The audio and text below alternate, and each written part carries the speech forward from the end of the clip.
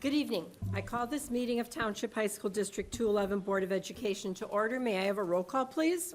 Ms. Barron? Here. Mr. Bradley? Here. Ms. Cabell? Here. Mr. Dombrowski? Here. Mr. McGowan? Here. Mr. Rosenblum? Here. Mrs. Klimkowitz? Here. Would everyone please stand and join me in the Pledge of Allegiance?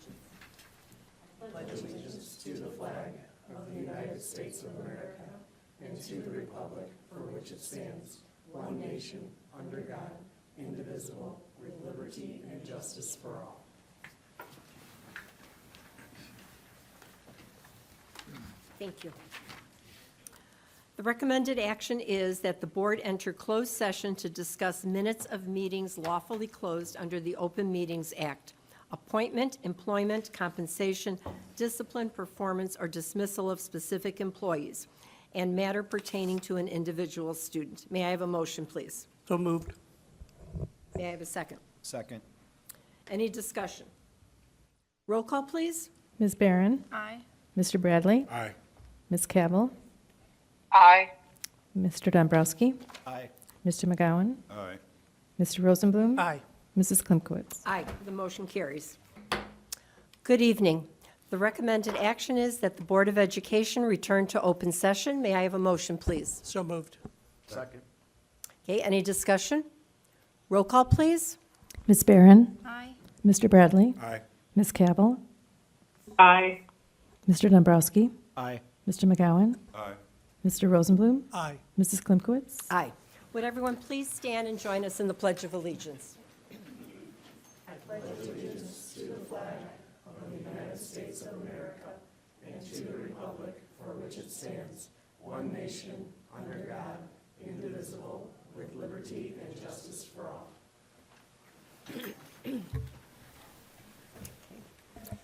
Thank you and good evening. What I'd like to do is start with our mission statement. And Township High School District 211 serves the needs of our diverse community by providing relevant and rigorous learning experiences, opportunities for involvement, and strong support systems that empower all students to reach their full potential. And we'll start with Dr. Small and our state award winners. Will Director of Athletics and Activities, Eric Winkowski, please come forward and introduce us to some wonderful directors and students. Dr. Small and Board, thank you for taking some time tonight to honor our all-state honors musicians from the Illinois ILMEA, not exactly sure, Illinois Music Educators Association. There we go. Thank you. Tonight, although we have 4 of our 5 high schools had students who had all-state honors recognition, we will be honoring only students from 3 of the schools are here. Also here tonight to support and honor our students are from Principal Mark Langer and Associate Principal Michael Smith, Conan Principal Julie Novak, Associate Principal Jeanette Ardell, and Schaumburg Principal Brian Harlan, and Associate Principal Kendra Letzel. Students, as your director introduces you, please walk forward to receive your award and stand next to the podium. Additionally, any family members that are here, when your student is introduced, please stand so that we can honor you also. All right, so we started with from band, Matt Moore. Matt Moore is in his 28th year of teaching and his 24th year as a director of bands at Fremd High School. He's earned 3 music degrees from Northern Illinois University. Go Huskies. Mr. Moore's bands have won numerous state honors, and one of the things that Mr. Moore is most proud of is the large number of Fremd Band alumni that have positively supported the music education in their communities and their local school districts throughout the country. Matt.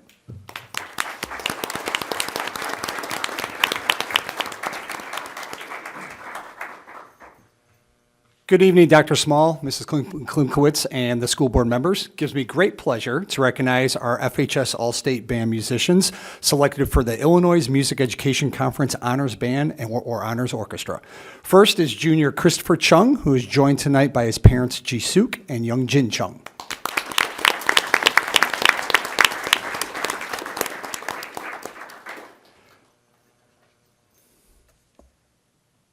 This is Chris's second year being selected as an all-state musician. This year he was selected for the ILMEA Honors Band and was second chair in the ensemble. This recognition ranks him as one of the top clarinetists in the entire state. When asked about his favorite memories from performing at Allstate, Chris commented on the outstanding repertoire that he was able to perform, as well as meeting many talented musicians from other schools. Outside of FHS, Chris performs in the Chicago Youth Symphony Orchestra and was recently selected as the winner of the O'Malley Foundation National Concerto Competition on clarinet, which is a huge accomplishment for a high school musician. Thank you, Chris, for your dedication to the music department and band program. Congratulations, and we look forward to your continued musical growth, leadership, and future accomplishments.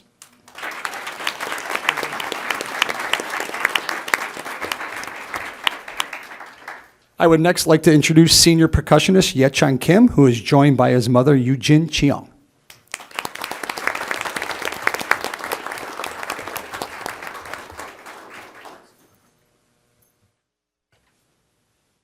This is Yechan's second year being selected as an all-state musician. This year he was selected for the ILMEA Honors Orchestra as principal or first chair, which qualifies him as the top percussionist in the state of Illinois.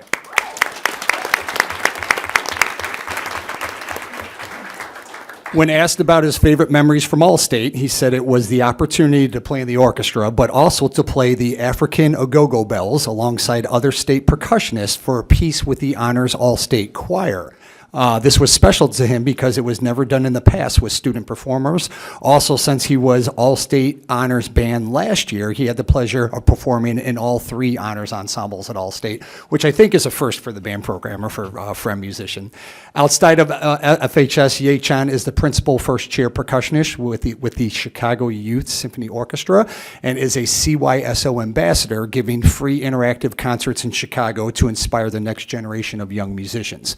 When asked about his future, he plans to pursue a degree in computer engineering while keeping music in his life by joining university bands, orchestras, or percussion ensembles, as well as seeking community service opportunities that use drums and/or percussion. Thank you, Yechan. It's been a pleasure to teach you for the past 4 years. We look forward to seeing all that you will accomplish after high school.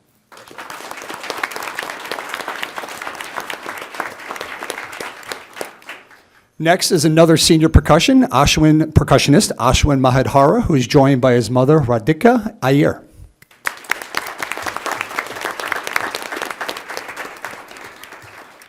This is Ashwin's second year being selected as an all-state musician, performing on percussion this year in the honors band. When asked about his favorite memories from All-State, he stated that it was definitely playing marimba on one of the pieces with two other all-state musicians. So a big marimba, 3 kids just ripping on it. I have a great video if anybody wants to see it. It was absolutely unbelievable. As well as finding an excellent Indian food restaurant in downtown Peoria in between rehearsals. They got to eat. He has performed in numerous FREM bands, symphony orchestra, and jazz ensemble, as well as being a great section leader for our marching band's percussion pit, mentoring many younger percussionists. Outside of FHS, he performs in the Chicago Youth Symphony Orchestra. For his plans next year, he's currently undecided on his college choice, but plans to major in electrical engineering. He will definitely keep playing in university bands, orchestras, or percussion ensembles. Congratulations, Ashwin, on your musical accomplishments, as well as the service that you've provided in so many ways for our music department. We wish you the best and look forward to your bright future.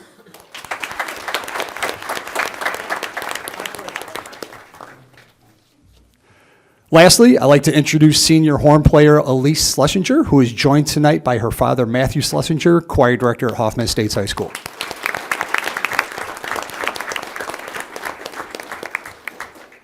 This is Elise's third year being selected as an all-state musician, where she received the honors of principal horn in the band her sophomore year, principal horn in the honors orchestra last year, and principal horn in the honors band this year. This definitely qualifies her as the top horn player in the state of Illinois.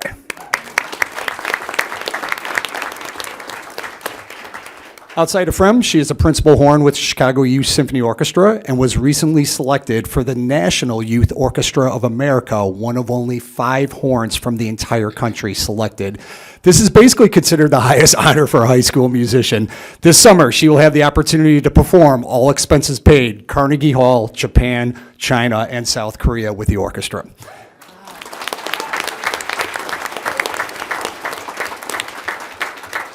Her top memories from Allstate were the repertoire and challenging music, as well as getting to play with some of her friends from the Chicago Youth Symphony Orchestra. Next year, Elise plans to attend a music conservatory, majoring in French horn performance, either the Cincinnati Conservatory, Eastman School of Music, or perhaps the New England Conservatory. Thank you, Elise, for your performance and service to the Frem Bands, orchestras, and Tri-M Music Honor Society. Congratulations on all of your musical accomplishments, and we can't wait to follow you and your professional musical career in the near future.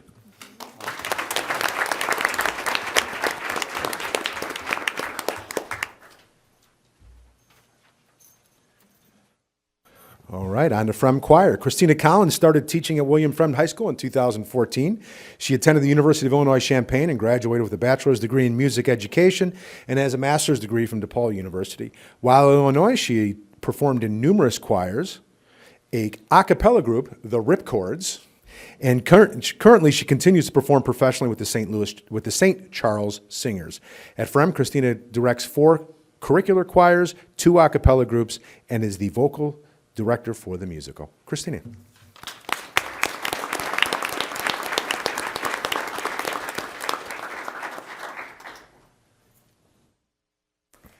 Thank you, Dr. Small and school board members, for this opportunity to present. I am very pleased to recognize 3 amazing Fremd Choir students for their participation in the Illinois All-State Honors Choir. This places them in the top 4 of their voice parts for our region of the North and Northwest suburbs. It is an honor to be their teacher because they are all wonderful musicians and people. They have been able to continue in choir along with their busy academic and extracurricular schedules, and they are all juniors, so I'm very excited to have one more year with them at Fremd. At the All-State Festival, they worked with Dr. Frances Fonza from Southeastern Louisiana University, and she was an excellent director. I enjoyed observing their rehearsals and seeing the growth over 3 days. First, I would like to introduce Kristen De Jesus with his parents, Christina and Guari.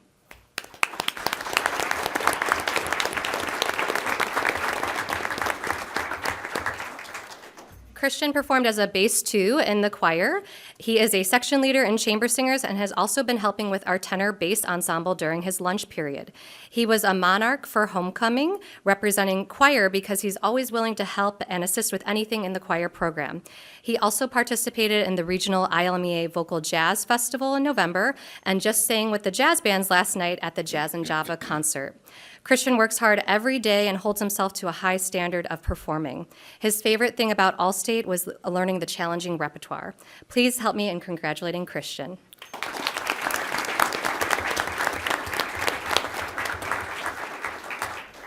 Next, I am pleased to recognize Max Gould.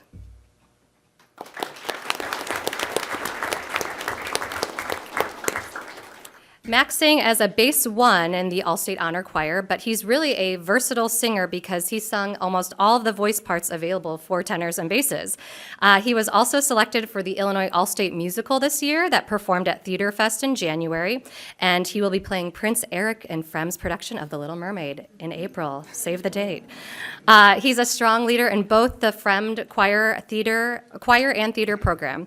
He's very organized, positive, kind to his peers and the directors. His favorite All-State memory was singing with new friends that he made. Please help me in congratulating Max.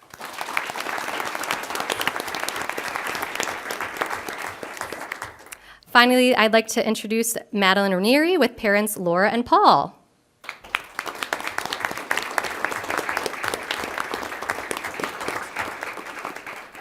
Madeline sang alto 2 in the honor choir, and she has been very involved in different choirs both at Fremd and outside of school. She also performed a solo with the jazz band last night and was selected for the Illinois All-State Musical, even being called upon to be a potential understudy this year when one of the leads for the show was sick the week of the performances. She has a very versatile and expressive voice, and she will be playing Ariel in The Little Mermaid at Fremd, so you can come check out the show. Her favorite All-State memory was hearing the very first sounds that the choir created together. Please help me in congratulating Madeline.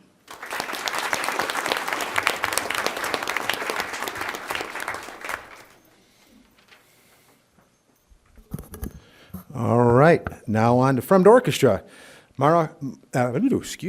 Marla Caballero is in her 32nd year of teaching music and serving as the orchestra director at Fremd High School.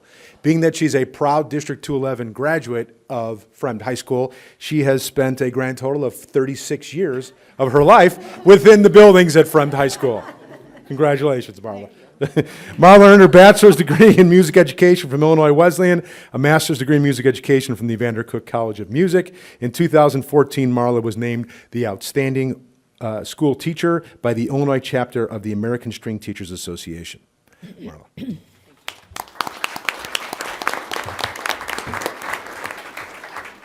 Thank you, Dr. Small, Mr. Winkowski, School Board, and District Administration, for the opportunity to recognize our all-state musicians and for financially supporting these experiences for our students.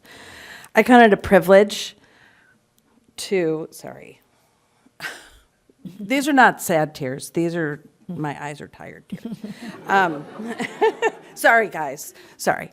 I count it a privilege to teach each one of these incredible musicians and leaders in the Fremd orchestras. I am very proud of them for all they've accomplished, but more importantly, who they are and how they represent themselves, their families, and the Fremd orchestras. The first student I'd like to recognize is Max, bassist, junior, Maxwell Blanco.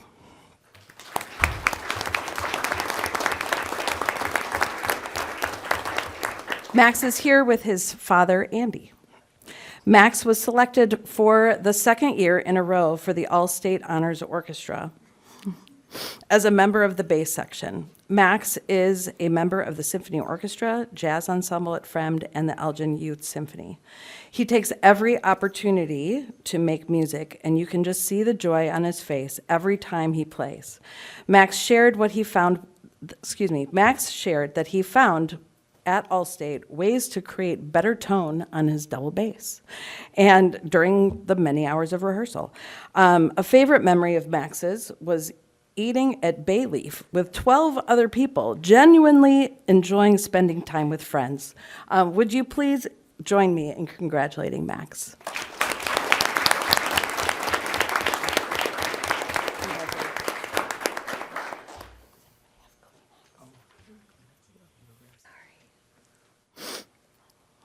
This is what happens. My eyes get really dry and tired, and then they start to water, and I don't know. I can't turn it off. Junior double bassist Malu Pishrati is who I would like to recognize next.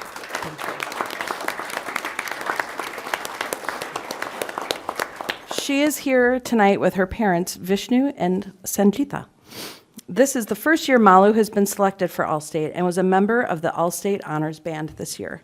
There are only 2 bassists in the band, and this was a new experience for her that she very much enjoyed. When she's not in the pool or at speech team, Malu is always eager to make music. She and Max make a great duo in Fremd Symphony Orchestra. She shared that she learned a lot about band instruments and how to adjust for better balance in such a large ensemble. A favorite memory of Malu's was performing America the Beautiful with the band, choir, and orchestra because there were so many people singing and playing together, approximately 500, and it was really beautiful. Please join me in congratulating Malu.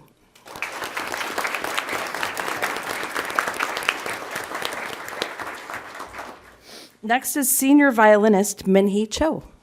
Minhee is here tonight with her parents, Matthew and Teresa.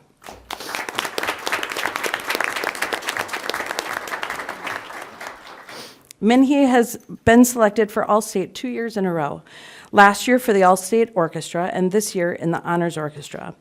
Minhee has always had a very sweet sound when she plays and is an extremely hard worker. It's been exciting to hear and see the growth and depth in her playing as a violinist and leader over the last 4 years. Minhee shared that her favorite memory was, quote, playing kazoos and making music for as long as we did during the rehearsals. I'm assuming not on kazoos. With the amazing and fun musicians I met in Peoria. Minhee is undecided about her future plans after graduation, but she is planning to continue making music. Please join me in congratulating Minhee.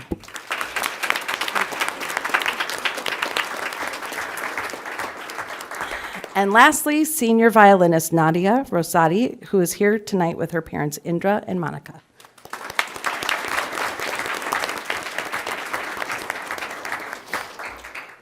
Nadia was selected for the All-State Honors Orchestra violin section for the second year in a row and just performed the finale of Wieniawski's Violin Concerto No. 2 with Friends Symphony Orchestra last week, actually a week ago today, at the concerto competition concert last week. In addition to her musical involvement, Nadia is a member of the Asian American Club, HOSA, NHS, and is president of the FREMS Triumph chapter. In the honors orchestra, they did a lot of singing, she shared. They sang large portions, if not a piece in its entirety. I observed them doing this, and it was really impressive, not only because I could recognize the piece that they were singing. As instrumentalists, they're always like, we're not in choir. But she talked about how impactful that was in terms of the phrasing and learning how it all flows together. Beware, FREMD orchestra students, we'll probably do some more singing. But she also shared that she enjoyed spending time with her peers and that it was really cool interacting with people from other schools. Nadia is also undecided about her future plans after graduation, but she also is planning to continue making music. Please join me in congratulating Nadia.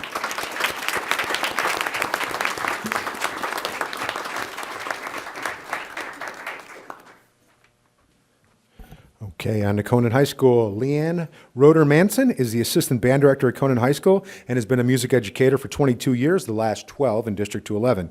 Leanne completed her undergraduate degree in music education at Elmhurst University and a master's degree in music education from Vandercook College of Music.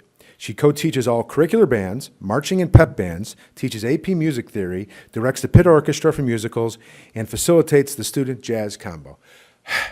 Okay, Leanne.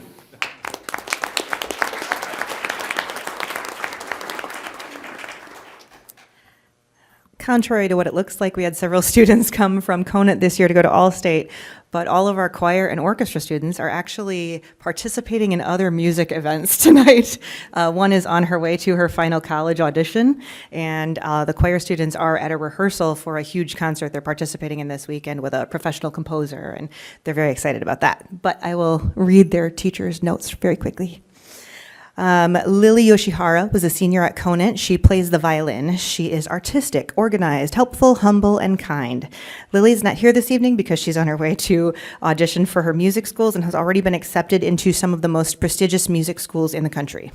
She has made District 7 IMEA and All-State each year in high school and participates in musical competitions regularly, earning great recognitions. In a few months, Lily will be performing side by side with the Chicago Symphony Orchestra members and later will be featured on the distinguished NPR radio show From the Top.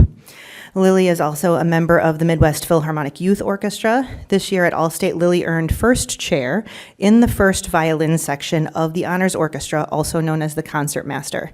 That places her as the top violinist in the state, a well-deserved and earned accomplishment.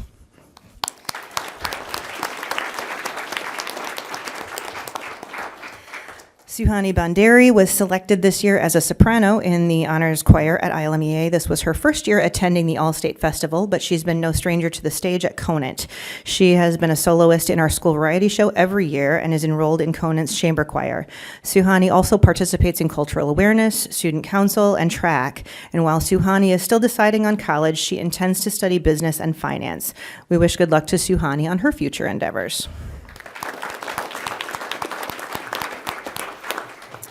Cordell Cady is a junior this year, and he was selected to perform as a bass 1 in the honor choir. He's not only enrolled in our most advanced choir at Conant, but he also plays trombone and tuba in our top wind ensemble.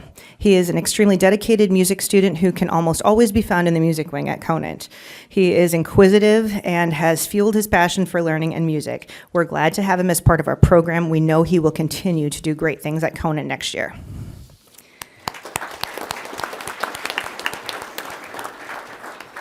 Our last choir student, Nina Rosiles. Nina's parents are here tonight to celebrate for her, Elizabeth and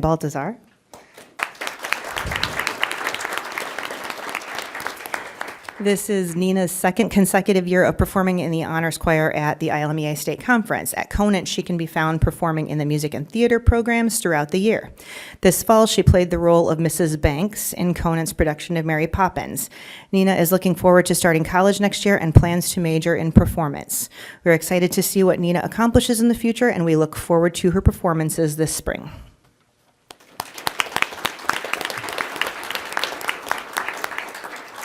Last but not least, Jiho Park is here with his parents, Mr. and Mrs. Park.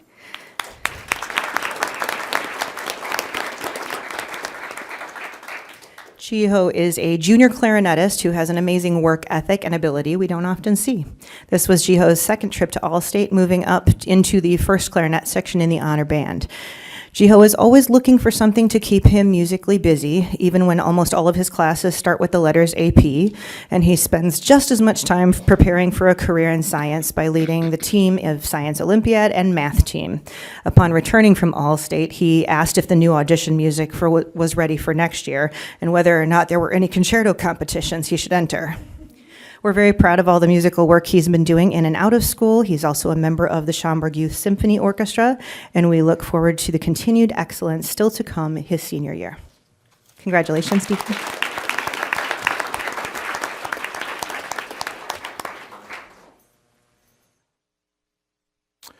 All right. Braulio Moro is in his first year as the choral director at Schaumburg High School. That's why you probably don't recognize him. He hasn't been here before. At Schaumburg, he teaches all of the curricular concert choirs, teaches music production, works with the extracurricular vocal ensembles, and vocal directs the musical. He's a member of the American Choral Directors Association and holds a degree in music education from the University of Illinois. Braulio.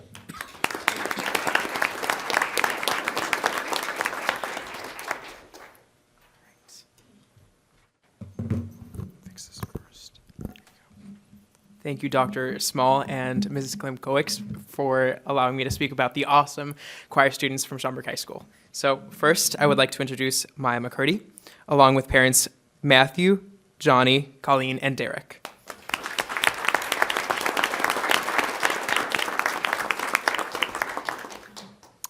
Maya has been an essential part of our choral community at SHS, bringing not only her talent, but also her drive to elevate those around her. As a member of Treble Voices, Choral Ears, Muses, and our District 211 Honors Choir, she has continuously pushed herself to grow as a musician. This year, she took on the challenge of her first musical, stepping into a lead role with confidence and determination. Beyond her performances, she has played a key role in strengthening our choir community as vice president of the choir board. She works hard to foster connections and make sure everyone in her program feels valued and appreciated. With her talent, work ethic, and leadership, Maya continues to set a high standard for our choir program. We are so proud of all that she has accomplished already, and we know she will continue to make an impact her senior year and beyond. Congratulations, Maya McCurdy, on your recognition as an ILMEA All-State musician.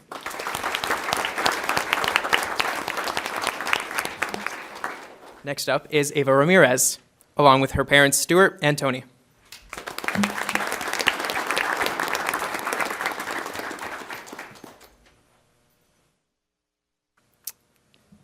Yeah, it is my honor to recognize Ava Ramirez for her outstanding achievement in being selected for the Illinois All-State Honors Choir. This honor reflects her exceptional talent, dedication, and leadership within our SHS program as well. A four-year choir member, Ava has consistently demonstrated musical excellence, earning a spot in the ILMEA District 7 choir twice, and receiving Division I ratings at IHSA Solo and Ensemble for 3 years. Her passion for performance shines through her involvement in Treble Voices, Choral Ears, Muses, and all 4 of the SHS musicals while she has been a student. This year she's Morticia in our Addams family. Beyond her achievements on stage, she has been a dedicated leader, serving as vice president last year and stepping up as a choir board president this year. In addition to her leadership role, she also serves as a student intern, helping with rehearsals, organization, and mentorship of our younger choir members. As Ava prepares to major in musical theater in college, this achievement is just the beginning. We are so proud of all that she has accomplished, and we know she will continue to thrive in her next chapter. One thing I forgot to mention is Ava actually is one of the top vocalists in our state and is getting to sing the national anthem at the IHSA. It's is it women's basketball? Yeah, on March 8th. So that is amazing. Yeah, so congratulations, Ava Ramirez, on your recognition.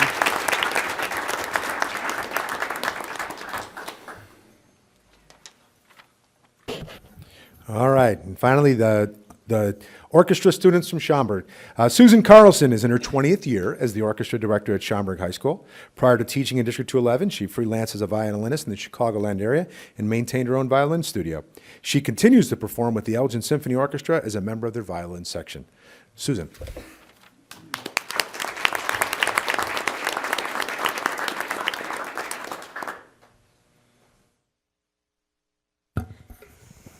These three seniors are very near and dear to my heart, and thank you for the opportunity I have to share a little bit about them and their accomplishments. Amelia Sanders is joined by her parents, Naoko and Aaron Sanders.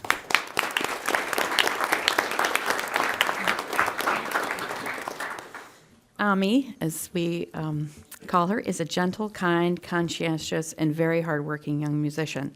I have seen her practice in the department day after day, year after year, and she exemplifies dedication, diligence, and consistency.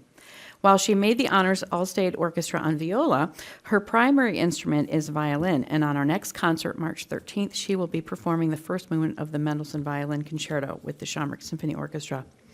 She has been a part of the 211 Honors Orchestra and Schaumburg Youth Orchestra program in the symphony and chamber programs. And outside of music, she is a member of the NHS and Diversity Club.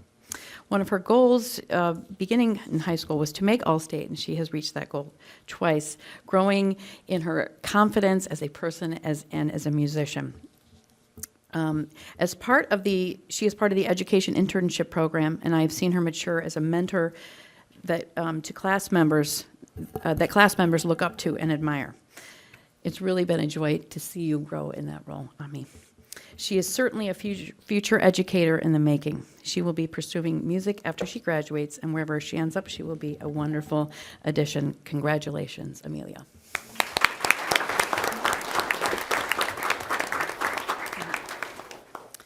Next, we have Sarah Sakaguchi. She is joined by her mother this evening, Nobuko.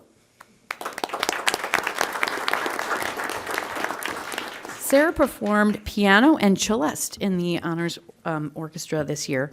She is a remarkably versatile musician as she plays classical piano, jazz piano, chamber music, and violin in the Schaumburg Symphony Orchestra, and sometimes piano in the symphony orchestra as well. Sarah is a talented, highly skilled musician and brings a rare and infectious joy to her friends and peers. To watch her rehearse with them is a sheer delight for a music teacher, really any teacher. The notes and phrases she plays just seem to fall off her fingers with ease. We all know it has taken thousands of hours to get to this point. Sarah is also interested in mathematics and plans to pursue a degree in food science, which I just learned. She's very talented and interested in lots of things. Whether it be helping fellow students with challenging math problems or mentoring younger musicians, she's always willing to help. Her humility and genuine kindness make her exemplary role model within our school community, and any school will be fortunate to have Sarah. Congratulations to you.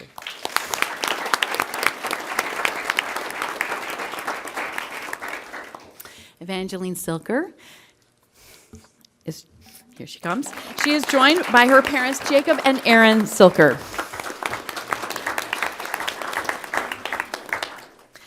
Edie is a senior, and this is her second All-State year. And this year she was third chair violist in the All-State Honors Orchestra. So kudos to her. To put it simply, Edie is a joy to teach. Her energy is seemingly boundless. I mean boundless. Her passion for music is authentic and contagious. It is always noticeable when Edie is absent, as she brings so much to the orchestra. She stands out among her peers for her technical proficiency, but also for her expressive interpretation and mature understanding of very complex musical works. Edie is currently part of our educator internship program this year, and she has been working with our freshman orchestra. She is generous with sharing her knowledge of music and keenly perceptive in the classroom. She has demonstrated strong leadership skills by organizing sessional rehearsals, mentoring younger players, showcasing her readiness for the demands and responsibilities of a collegiate music program. She is auditioning at elite music schools, and we don't know where she'll end up, but she will, I think she'll light the world on fire. You will. Wherever she decides, she will be a fortunate addition at any school. So congratulations, Edie.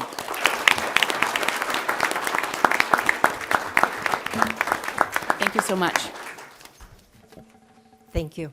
That brings us to the end of our wonderful honors and recognition. I'd really like to thank our young people. You have no idea what joy you bring to people when you play, when you perform, when you sing. I've had the opportunity of attending many of your concerts and performances and plays over the years, and my fellow board members have also been there. So some of your faces look familiar, but thank you for what you do and the joy that you bring through your music and your arts. Thank you to the parents for being there, for supporting your kids, for doing all those extras that you do. These are amazing young people. This is our future. And I'm just so proud of them and of our staff, because we have amazing staff here that you can see how much passion they have for what they're teaching and the students that they really enjoy. So again, I thank you. This is just really an amazing part of our board meeting. Before we let you leave, we are going to take some pictures, so we'll start this way. And then parents, if you want, you can take some pictures also on this side of the board table. So we'll recess for a few minutes for the photos. All right, at this time, we will be continuing with our meeting, and the next item on the agenda is public comments. The board welcomes you and is pleased to listen to your comments this evening. It's important that you know this is a public board meeting and not a dialogue, so the board members will not be responding to your comments or answering questions at this time. As a reminder, this board meeting is being taped and live streamed. We ask that you value the procedures and decorum of our meeting and be respectful of those at the podium so they may be heard. When I call your name, please come forward to the podium and state your name for the record. Though not required, you may state if you are a resident of the district. Please limit your comments to 5 minutes. You will receive a notification when you have 1 minute remaining. Any individual's unused time or place in order may not be deferred to another individual. If you wish a response from the superintendent, please leave your name and phone number with Mr. Teneper. Okay, I have one individual, one lady that had signed up. So our speaker, our guest for our public comment is Kristen Wagner. Please.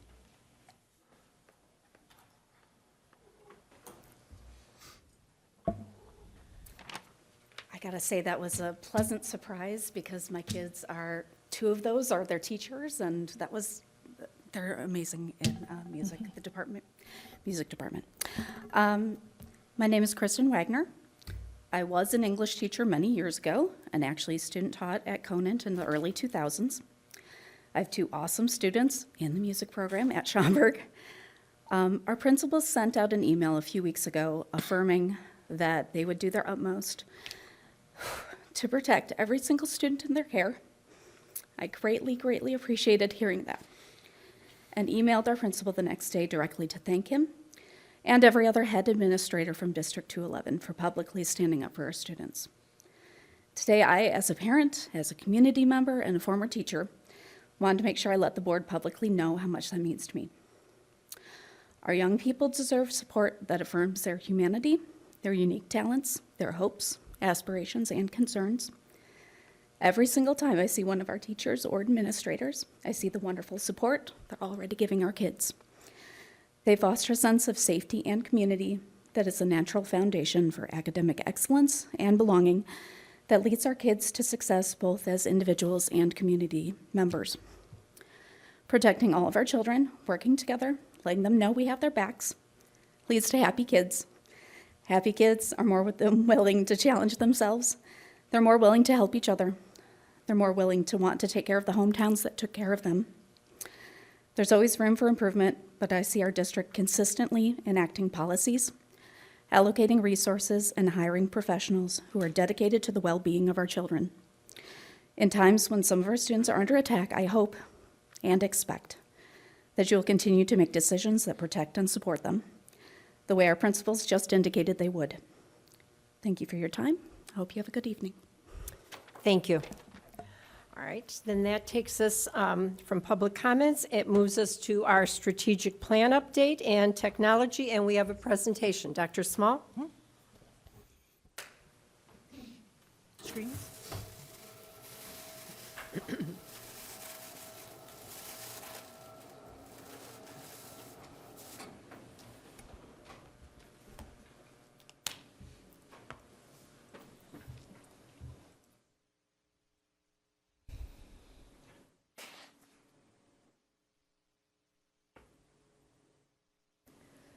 Here we go. Oh, I get to introduce you. Hold on. I was just waiting for the screens to light up. Chief Technology Officer Gary Gorson will present to the board an update on the district's progress toward the technology goal within the strategic plan. Mr. Gorson. Thank you.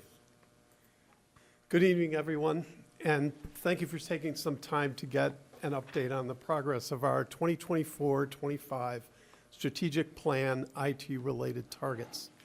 Today, we'll review the progress for strategic elements 9.2 and 9.3, focusing on technology updates and innovations and some cybersecurity enhancements. Strategic plan element 9.2 emphasizes staying current with technology updates and innovations.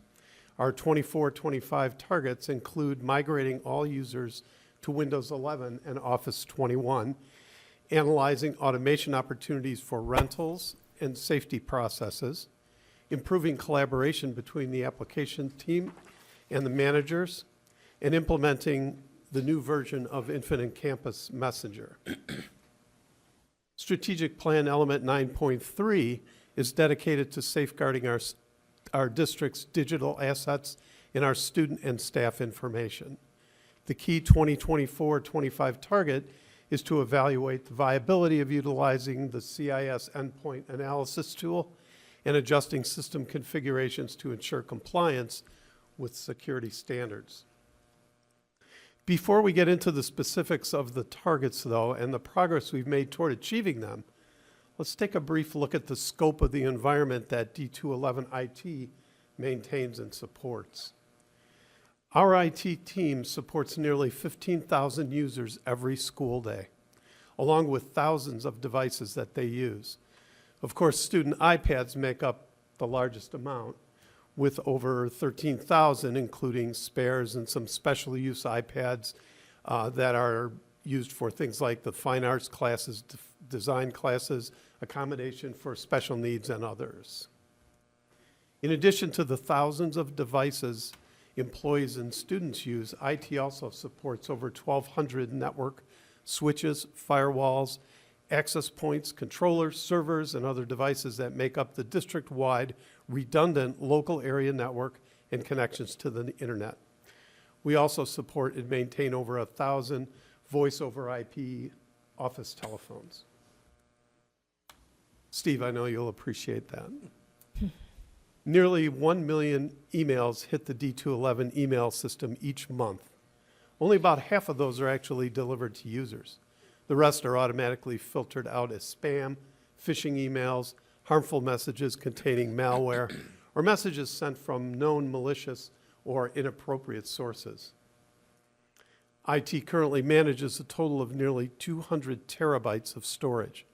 Data is made up of student information and classroom work for current students, along with archive data for prior D211 students, working lesson data for teachers, teaching assistants, operations data such as HR information like employee demographics, resumes, applications and certification data, email, payroll data, and more. Teachers are increasingly using digital photos, scanned images, and video content in their classroom, all of which consume very large amounts of data. Now to the specific strategic plan targets. First is keeping the migration to Windows 11 and Office 21 on track. Microsoft has announced that support for Windows 10 will be dropped this October. You'll recall that users' computers are replaced on a 3-year cycle. About 2/3 of the inventory has been replaced, with machines that are already on Windows 11 and Office 21, and the final one-third is on track to be replaced after school ends late this spring. The second target deals with process efficiency and effectiveness as it relates to rental automation, safety software, and general forms approval workflows. Concerning facilities rentals, our school, software already licensed by the district, is being leveraged to streamline that rental process. Safety response and unification planning and process are likewise being streamlined and enhanced using Raptor, again, software already licensed for visitor scanning by the district. A platform change for accessing the security camera system was implemented to provide fuller functionality, easier and faster access from any location, and at a cost that is a fraction of the previous platform. Increasingly, users are learning ChatGPT and exploring ways to use it to make their tasks more efficient, and learning and leveraging Google Forms to automate what were previously manual workflows. The third target involves collaboration between the applications team and various end-user department directors and managers, increasing the amount and improving the quality of project documentation, especially requirements documentation, and the regular scheduling of project planning and status meetings have resulted in greater clarity achieved earlier in the project life cycle. So less rework, shorter development life cycles have been achieved. The fourth target, implementing a new version of Infinite Campus Messenger, has not been achieved because Infinite Campus has not yet released the new version as anticipated, and no release date has yet been announced. The education sector continues to be a target with increases in ransomware attacks. Data is not yet complete for 2024. Outright hacking attempts are likewise on the increase in this market sector, with 129 attacks reported in 2022, 954 in 2023, and with 2024 data yet to be completed, but as of October, the numbers appear to be at least as high as what was experienced in 2023. The target under element 9.3 has been achieved as District 211 is aligned with the CIS security standard, since all the checklists used to image endpoints and group policy objects within Active Directory, which is the subsystem that manages user authentication. Those have all been modified to reflect and implement changes to meet the CIS standard. Concerning student safety and privacy, it's worth pointing out that the district is fighting a continuous battle with threat actors of all kinds. At the start of each school year, when iPads get distributed, school technology department chairs distribute documentation to the parents of freshman students addressing the use of iPads. Part of that documentation and messaging includes an overview regarding the educational intentions and appropriate use of those devices. A link to Apple's statement on the protection of students' private information is also provided. Additionally, the district and school websites include pages of information related to the iPads. Also, when the iPads are distributed, the technology department chairs remind parents that Apple provides a parental controls app on their student's iPad so they can further restrict the access their child has to various aspects of the device if they wish. Several measures have been put in place to protect the privacy of students and to keep the district compliant with applicable federal and state privacy and security protection laws. The Children's Internet Protection Act, SIPA, and the Illinois Student Online Privacy Protection Act, SOPA, are examples of those standards. On the iPad itself, Apple's K-12 education environment, plus the device configuration settings, provide many built-in features that are set and locked in ahead of time to enhance security and privacy. Additional device management and use and feature restrictions are layered on using Jamf, the district's mobile device management software. You'll recall that District 211 received significant grant funding through the federal E-rate program to offset the costs associated with operating the district's computer with operating the district's computer networks. To receive this funding, the district must be compliant with the Children's Internet Protection Act, SIPA. D211 partners with the state organization Do IT, that program, and the Illinois Century Network program to apply for and secure this funding. The state provides Cisco's Umbrella Cloud Security Service as part of this program to ensure SIPA compliance. Umbrella features extensive category-based filtering capabilities, while the district's Palo Alto firewalls provide direct URL filtering capability. Finally, you'll recall the survey that was conducted by HYA during the superintendent search, in which nearly 2,000 responses were collected. I think it's worth noting that 2 of the top 5 elements identified as strengths of District 211 are technology related. I'd like to acknowledge the outstanding work done by our amazing, dedicated, and skilled technology teams, including the technology department chairs and their staffs in the buildings, the district infrastructure strategy and support team, technology services team of data analysts, programmers, and system support folks located here in the Ad Center. But none of this would be possible without the vision, the support, confidence, and trust from you, the D211 Board of Education. So thank you for your ongoing support as we do our part to prepare D211's students for their futures. If you have any questions, comments, wonderments, love to hear them. All right. Well, I thank you very much for the presentation. I'd like to start with Ms. Cavill. Do you have any questions? Thank you for the presentation. I just want to double check that I can be heard okay. Yes, we can hear you. Perfect, thank you. I only have one question, and I suppose using your terminology, it's more of a wonderment. It's specifically regarding the information towards the end of the presentation about the protections for students in the one-to-one iPad environment that was listed there. I think it's the second to last slide.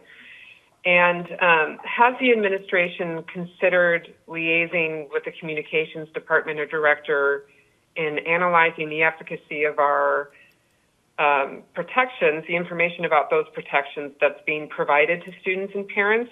I do appreciate the provision of that information on our website, certainly, but I'm wondering if perhaps we can be more proactive or more efficient in communicating all of those different options to parents, simply because, like many other parents, I use those same controls for my own children.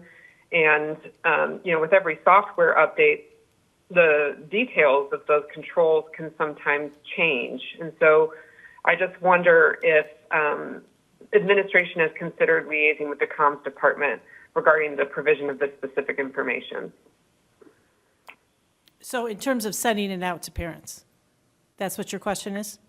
Yes, students and parents. I think it was noted during the presentation and comments that information is certainly provided at the beginning of the year and then, of course, on our website.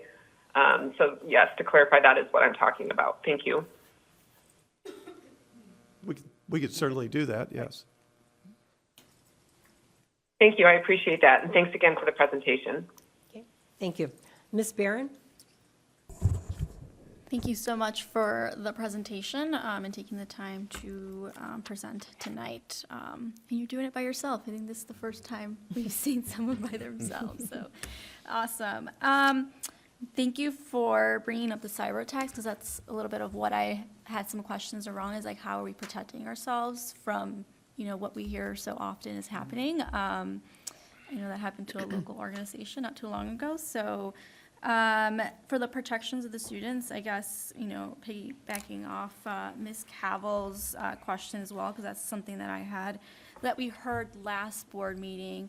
A parent came to speak about just not knowing what we're doing as a district to make sure that our students can't get into, certain websites. So can you talk a little bit more about that, protection that we're giving our students on their iPads as far as what they could download, what they can't download? Are they able to download TikTok on their iPad? No, to that exact question, no, they're not. We control access to social media pretty closely, so that's very much limited. And the one thing that is probably the biggest piece of that is the category-based filtering that takes place with the state-supplied Cisco umbrella security service that I mentioned. And that, those categories range from things like adult-oriented websites, gambling sites, firearms and weaponry, pornography, gambling. There's a whole collection of those that we set up in that filtering system to block access for students to. And like I mentioned, having that those protections in place are part of being compliant with the Safety Act for student access to the internet. Mm-hmm. And we have in previous years actually undergone routine audits from the state to make sure that we meet compliance, and we've been successful in those. And just to clarify, are those protections only when students are accessing like through our Wi-Fi system, or is that also if they're accessing their iPads through like a cafe at their internet at a local cafe? Like, does that extend out, or do parents need to be educated on putting additional safeties on their kids' iPads when they're using other people's Wi-Fi? Yes, what we have in place is only effective for students while they're on a campus network. Mm-hmm. Yeah. So if they go off-site, they're able to access other sites. I think as a district, we need to, as parents, we get so much communications, like especially when, the kids are freshmen and the beginning of the school year, that sometimes can be like the least of our concerns, which should be like the main. But so seeing more communications about like internet safety, putting more information out there as to like how people knowing the difference of like we're protected in the school, but once you like go out and use that iPad somewhere else, like what can parents do to additionally put in those protections for their students? And that's it. That's all my questions. Thank you. Mr. Bradley? Mr. Gorson, thank you very much for continues to protect us and the district. Without you in the IT department, I'm sure the district wouldn't be in the state that we're in now, which is pretty profitable and in a good state of mind right now. So thank you very much. I do understand that we do our best to protect our students while they're in school. And a lot of times when they are out of our care, it makes it pretty difficult. But yet we do respond to any concerns parents have, I feel, in a pretty rapid pace. So I just wanted to say thank you for everything you do, and look forward to seeing you again in the future. Thank you. Thank you. Mr. Rosenblum? Mr. Gorson, thank you very much for the presentation. Appreciate the update. So technology is truly a foundational aspect of our district. It's used for teaching, it's used for learning, and it's used in support of our district operations. And you mentioned some of the areas: safety, compliance, security, communication, facilities, and administration of our district. And your last slide, slide 16, which is the next one, you pointed out 2 of the top 5 identified areas of the survey. But if you look at all 5 on this slide, technology is part of all 5 of these areas in some way. So it truly takes a village to maintain and support the technology of District 211, and for what you do for us, and you and your team and the teams of technologists in our buildings. I'm sure we are all very thankful, as are our parents and students. So thank you very much for everything you do. Thank you. Mr. Dombrowski? Yes, thank you for the presentation. Could you just elaborate a little bit more on the targets on slide 10, specifically the collaboration between the applications team and the end user managers, kind of maybe put it in lay terms for some of us that may not be familiar with exactly what the applications team or that might be and who the end user managers are? Yeah, we have a team of programmers and data analysts in-house, and they support systems like our student information system, Infinite Campus, for example. And there are lots of requests for analysis of data and extracting data from that system and systems like Schoology, for example, our finance system and other systems that are used across the district. And those teams, both the programming team and the data analysts, pull that data together. They provide some pretty sophisticated data visualization products that are used by staff in the schools. It's used by administration here for executive decision-making to substantiate those decisions that get made.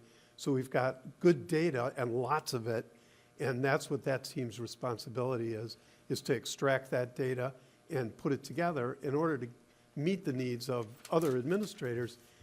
What we wanted to do was improve that process. There's such a demand. We want to get the efficiency out of that as much as possible.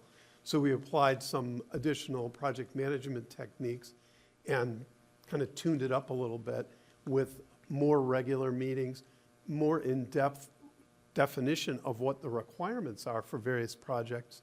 And that eliminates having to go back and iteratively rework, and it makes it work much more efficiently. And that's what that aspect is about. Excellent. Thank you very much. You bet. Thank you. Mr. McGowan? Thank you so much for the presentation. No questions tonight. All right. I thank you very Madam much. President, I'm sorry, I have a follow-up question. Yes, please go ahead. Thank you. This is following up from an aspect of member Michelle's questions about how the protections are really only specifically associated with our Wi-Fi networks. So I would like to know if, for example, let's just do the hypothetical TikTok example from the previous question. So I understand that students, regardless of whether or not TikTok is available on the App Store currently, I understand that would it be available, they would not be able to download it when on our Wi-Fi network, but they certainly can, it sounds like, barring parent access or screen time protection set up, if they're at a Starbucks, for example. So let's say a student does that, they download TikTok, and then when they bring their iPad back into school and they're back on our Wi-Fi network, does that then preclude their use of those applications on our Wi-Fi network? So regardless of whether or not they've downloaded those things outside of our network, can they use them once they've downloaded it on our network? So Mr. Gorson's going to speak to, in general, how our App Store works. It does not work like a normal phone or a normal iPad. Yes. Lovely. Thank you. Yes, the students don't have access to the Apple Store to download apps independently. Those apps they're completely blocked from that on the device itself. So what we do is we create a school app store and only put in approved apps. So whether they're on the network or not, they need to, anything they download has to be pre-approved. I see. Fantastic. And then would a student's use of a VPN be able to bypass that? Well, if they could use a VPN, we do block VPNs. Of course, there are hundreds, if not thousands of those out there. And that's the issue. Okay, lovely. Thank you so much. You're welcome. Mr. Rosenblum has another question. I do. I have a couple others.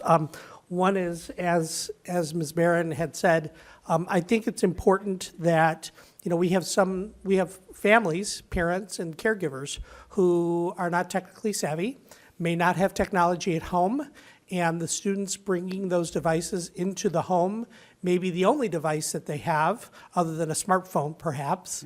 And I think it's important, because we're educating our students how to use them, that perhaps we offer some kind of exposure and educational opportunity for the caregivers of those students who may be interested in learning, how does that thing work, right? Because my students bring it home, they're going to their room, or they're going to the dining room table, and they're logging in, and they're using this thing, and I have no idea what they're doing or how they're doing it.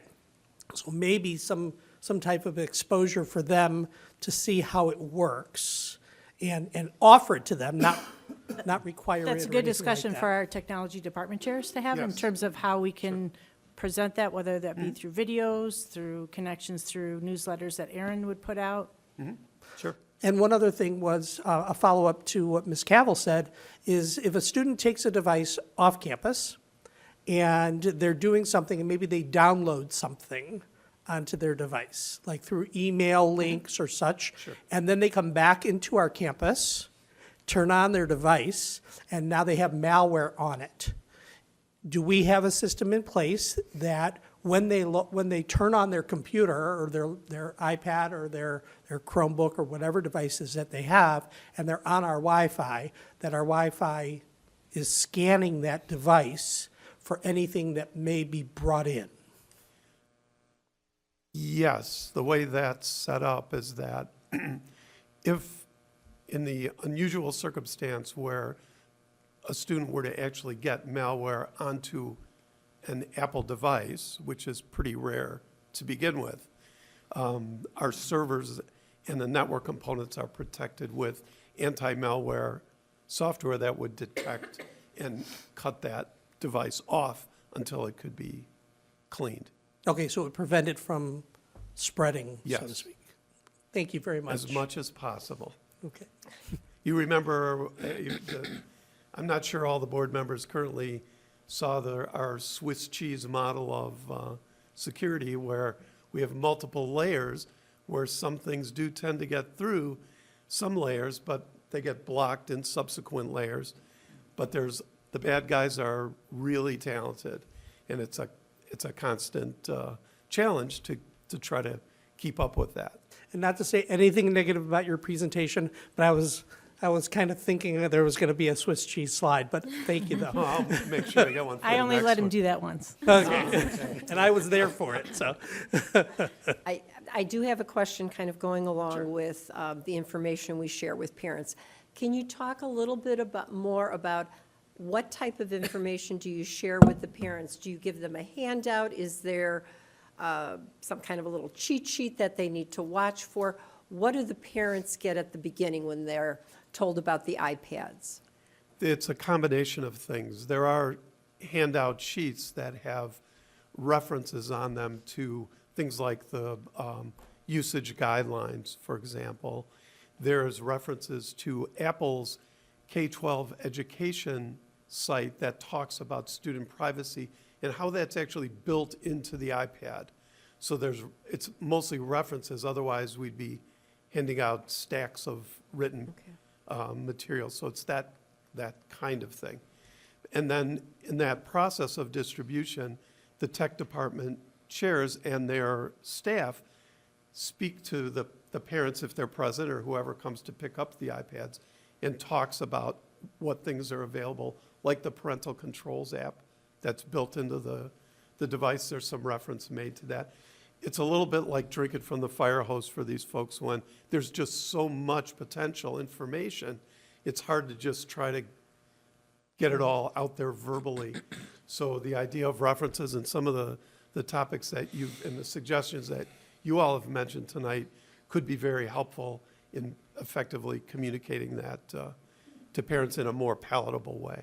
Right. And I think from the questions that were asked and the responses, I think that's really important, because the more you hear things, the more you're apt to remember and learn. So, and even doing hands-on things with the parents, if we had some kind of a presentation, makes a world of difference. So, no, I think you've had some good dialogue, some good questions, and truly appreciated. So, any other questions? Okay, if not, then I thank you very much, and we will move on to the next item. Welcome. My pleasure. Thank you. Thank you.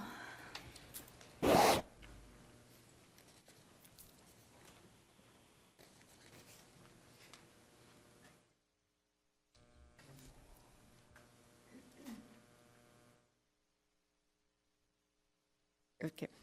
The next item is our consent agenda, And because not all board members were present at the January 23rd, 2025 board meeting, we have two motions. The first suggested motion, recommended motion, is that the consent agenda with the removal of the minutes of the meeting of January 23rd, 2025 be approved as presented. May I have a motion, please? So moved. Second. Second. Thank you. Any discussion?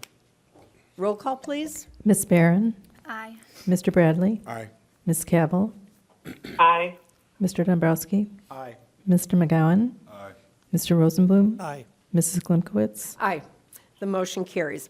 The second recommended action is that the minutes of the meeting of January 23rd, 2025 be approved as presented. May I have a motion, please? So moved. Second. Okay, any discussion? Okay, roll call, please. Ms. Barron, Aye. Mr. Bradley, Aye. Ms. Cavill, Aye. Mr. Dombrowski, Aye. Mr. McGowan, Abstain. Mr. Rosenblum, Aye. Mrs. Klimkowitz. Aye. The motion carries. Thank you. All right, then that takes us to our special reports and communication. The first is Freedom of Information Act request. That's an information item.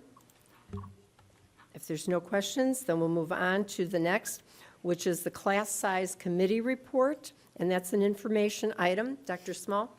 The master schedule development at each school is a tremendous task taken on by our student services directors, who work to develop a schedule to accommodate as many students as possible in their graduation requirements as well as their chosen electives. The creation of the schedule involves class size agreements, room assignments, teacher availability, and involves algorithms put in place by our software, followed by hand adjustments for unique instances as part of a very complex system. The report is presented to the board after each semester, showing the number of individual classes that have more students than prescribed by the scheduling guidelines. This semester, the report indicated that only 8 of 3,351 individual classes are in that category, and 6 of the 8 were resolved within the first 6 days of school. I would like to acknowledge the people who make this happen. Those are our student services directors at each school, including Fred Rasmussen at Palatine High School, Tracy Baffia at Fremd High School, Bridget Kane at Conant High School, Yasi Delgado at Schaumburg High School, and Jennifer Beers at Hoffman Estates High School, for the work that they do in creating the master schedule within the parameters that we give them. Thank you. Any questions? All right, if not, that will take us to the next item, the 2025-2026 financial calendar, including budget and levy sequence. It's an informational item. Dr. Small? Attached to the agenda is the financial calendar, including the development of the budget and the levy. This year-long financial calendar is outlined as informational and a reminder of the upcoming process. Okay, if there's no questions, then we'll move on. The next item is the Behavioral Intervention Standing Board Committee report. I was able to attend that meeting. Renee Erickson chaired the meeting, and there were a couple of parents and teachers that were there. They looked at the policy that talks about behavioral interventions with students with disabilities and looking how to promote and strengthen the desired behaviors. One of the parents that was there, who has a child at Endeavors, also talked about some of the activities that they have at the home school, and the encouragement of having some of our special needs students being able to attend those activities and also buddy up with a student from that home school. So looking at that as a strength and making it a little bit more comfortable for our young person who has some disabilities. It was a small group and good information and good exchange of ideas. Okay. If there's any questions, I can try to answer, or Ms. Cavill possibly. If not, then we'll move on. All right. That will take us then to the ISBE non-regulatory guidance on immigration enforcement actions. That was an information item. Dr. Small? This guidance on immigration enforcement actions recommends that districts have clear steps should immigration officials arrive at the school, designate administrators who will receive information that is being requested, and have staff members' directives in place. Based on information from our attorneys, District 211 has a procedure in place should an immigration agent have come to our schools. This would be similar procedure that would happen for any person who is not a parent or guardian who comes to our school to contact us regarding information about a student. We remove the person to a secure meeting room, ask for identification and information, and that information then is passed on to the superintendent's office. Myself or my designees then review the information according to school policy, school code, and law. District 211 attorneys are available to review subpoenas and warrants, as these documents have different authority depending on their status. This is explained in great detail in the document that's attached to the board agenda. 211 also has 2 policies that additionally protect our students. The first does not allow students to be interviewed during the school day by any person who is not an employee unless that person has a required court order. This would be a criminal order signed by a judge. Criminal warrants are not what immigration officials are known to have as paperwork. The second policy designates that parents must be notified should there be any requests regarding a student in connection with law enforcement agencies. Both of these policies add to the protection of our students. Again, no authorities can engage with students without a court order that has been reviewed by District 211 attorneys to ensure that the connection to the student is required by law and action must be taken during the school day. In terms of immigration status, District 211 does not require information on immigration status, that is not allowed by the administrative code. The ISBE non-regulatory guidance contains a thorough reference page for those who are seeking additional references connected to their guidance and these procedures. District 211 staff continues to be dedicated to ensuring our students feel safe, valued, and welcomed so that they can truly engage in the opportunities we provide for them within our schools.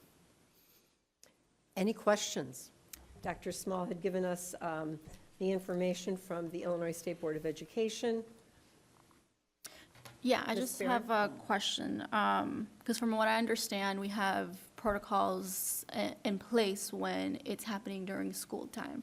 But can you talk a little bit about after school, because anybody can come in and out at some capability inside our schools, so how do we protect our students outside of schools, and do we have protocols in place as to who that person is going to be as like the designatee, because not a lot of administrators are, usually late into the We do. evening, and so, or maybe one or, The board has approved for us to have safety and security personnel in our evenings until 10 o'clock. They are trained just as administrators are trained on what to do if the staff was in there. Our coaches and activity sponsors also know what to do. perfect, so then, I will because say, again, though, they can come into our schools, someone has to stop them in their tracks, so I guess, like, how do we further protect them? so I think we need to clarify that we cannot stop people when we have an event that is open to the public. So if an agent wants to walk in during a basketball game, they can, and we cannot stop them from doing that. But when we don't have events that are open to the public, we can certainly stop them from entering our school.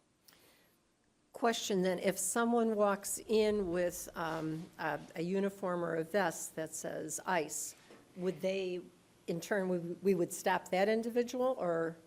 Unless they're coming into Question. an event that's open to the public, yes, we would stop them, and we have the ability to retain them to find out what they want and then send them away. And that's part of the duty of our, the support staff that we have, And the safety and safety security. staff. Okay. And so how do we, can we clarify for any person in the community who might not want to be in that public setting, then, like, how can, maybe not assure them, but Are they an adult? Are they one of our minors? either or, it can be a It- family it is- that's going there It is during very our different between public. our minors and what we can do and an adult. So let's say, Our protections are all set in place for minors that are our students. and those protections are they still put in place when it's an open public event, or does it, For our students? for our students? Yes. Okay. Okay. Any other questions? Okay, thank you. I do not have a question, Madam President. I just wanted to thank Dr. Small. I asked a fairly lengthy series of questions related to this topic, most of which have been answered here in the public setting tonight. But I had specific questions regarding the our SROs and their involvement or non-involvement in any of these policies and procedures. And I want to thank Dr. Small for getting back to me and the rest of, all board members, because when one of us knows something, everybody knows something, in such a timely manner and with so thorough answers. So thank you, Dr. Small. I appreciate that. Thank you very much. All right, with that, we'll move on to unfinished business. And I'm going to go with the suggested motion that is coming from the administration, that the Board of Education accept the 2024 recapture levy under Section 18-233 of the Property Tax Code in the full amount extended by the Cook County Clerk. May I have a motion, please? So moved. May I have a Second. Okay. All right, open it up for discussion. Dr. Small? If I may start. Tonight, the board has been provided an updated 5-year projection to assist in the consideration of accepting or abating the property tax levy, recapture levy that is available to District 211. The major changes in the 5-year projection are documented in the details in the write-up that is attached to the agenda.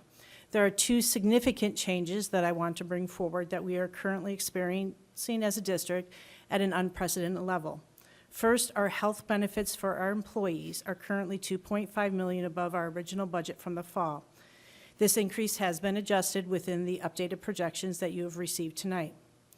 Secondly, at the chart on the top of page 3 of the write-up indicates we are experiencing the highest property tax refund rate since 2016. Therefore, the updated 5-year projection you see tonight has also been adjusted by $4.5 million, the loss in our revenue that is going back to taxpayers for their property tax adjustments. I'd like to show the chart. This is the chart that is in the board write-up.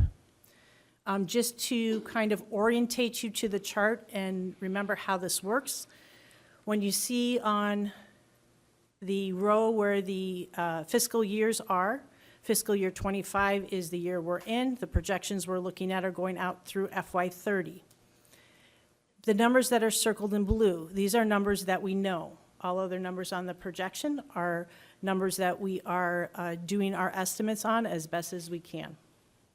When you look down to the yellow row, this is what the board is familiar with in looking at 5-year projections in terms of looking at our fund balance. The board policy, the minimum fund balance is 33%.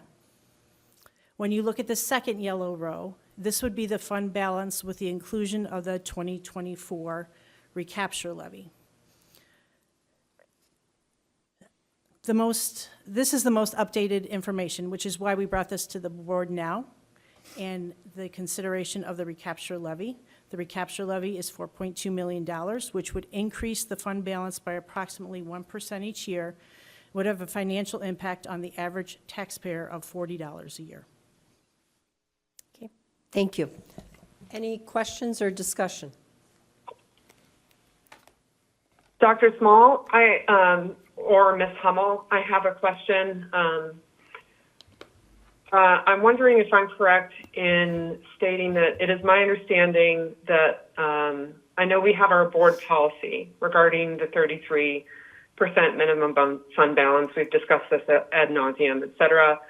But am I correct in stating that ISB, the State Board of Education itself, requires a 25% minimum cash on hand fund balance for districts? I don't know if that's specific to the educational fund or overall fund balance. First, am I right in saying that I believe that it's a 25% minimum, or any district in violation of that is warranting state intervention? Am I right in saying that? I don't believe that they have a specific requirement for fund balance, but there are guidelines with regard to what happened. So there's a couple things. One, there's a financial profile score that is released every year. The highest rating is based upon a district that has 6 months of reserves. And then it goes down from there with regard to the score that is assigned to the district. And who assigns those scores? The State Board of Education. There are other requirements. If you have deficit budgets without adequate fund balance, you have to complete a deficit spending plan, and there's some other components like that. But off the top of my head, I am not aware of a specific number that the state sets. Okay, perfect. And then I know that this is you might not have this answer on hand, but this is a clarification. When you're talking about 6 months of operating expenses, do we have a ballpark of what that would be for our district specifically? Roughly 150 million. Okay. Okay. Those were my questions. Thank you so much. Okay, thank you. Any other questions? Okay, I'd like to point out that we do not have, any debt. I think that that's a positive. And I believe that when we set the 33%, we were looking at the about 6 months worth of funds being able to match, pay our expenses. So, all right, if there's no other questions, then I'm going to ask for a roll call, please. Mr. Rosenblum. Aye. Ms. Cabell. Aye. Mr. Dombrowski. No. Mr. McGowan. Aye. Ms. Barron. No. Mr. Bradley. Aye. Mrs. Klunkowitz. Aye. The motion carries. All right, then that takes us to our next item.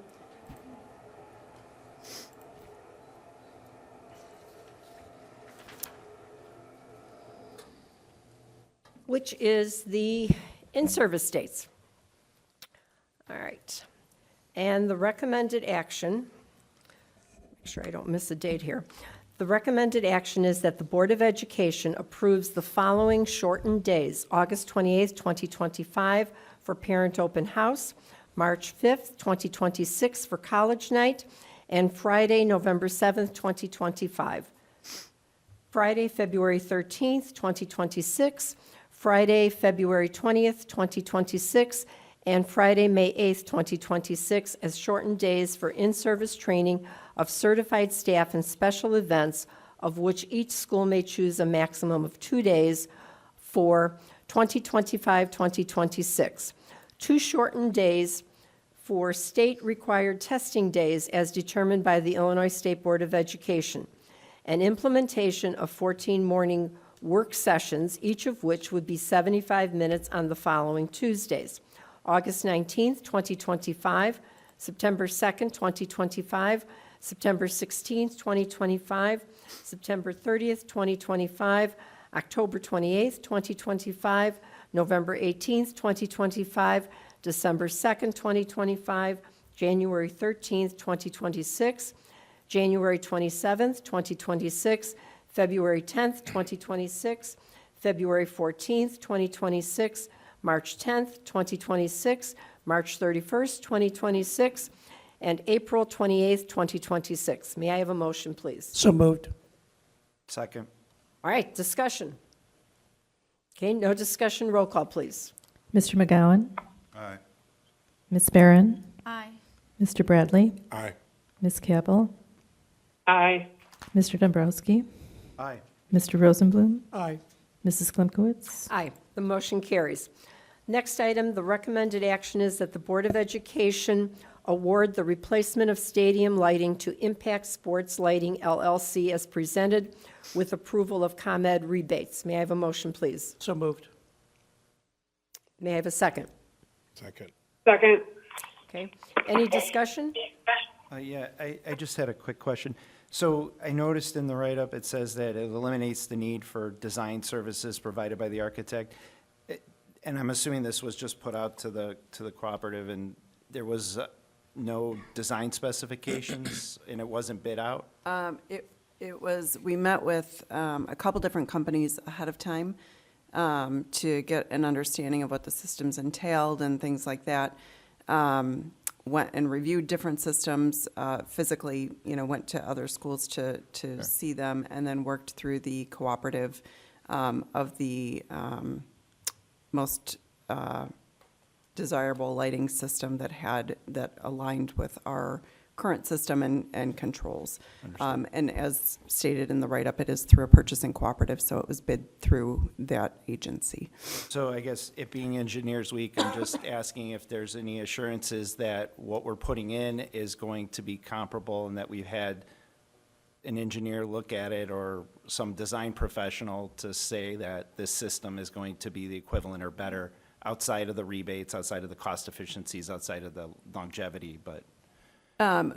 So the company that manufactures and installs the lighting, they certainly have a team of professionals that come out and evaluate, and every proposal that we have is very unique to each school with regard to the distance of runs and the setup that they have, and there's a lot of, so that there is, it is not just saying you have 58 fixtures and we're going to give you that many bulbs to come in. It is specified to our particular setup.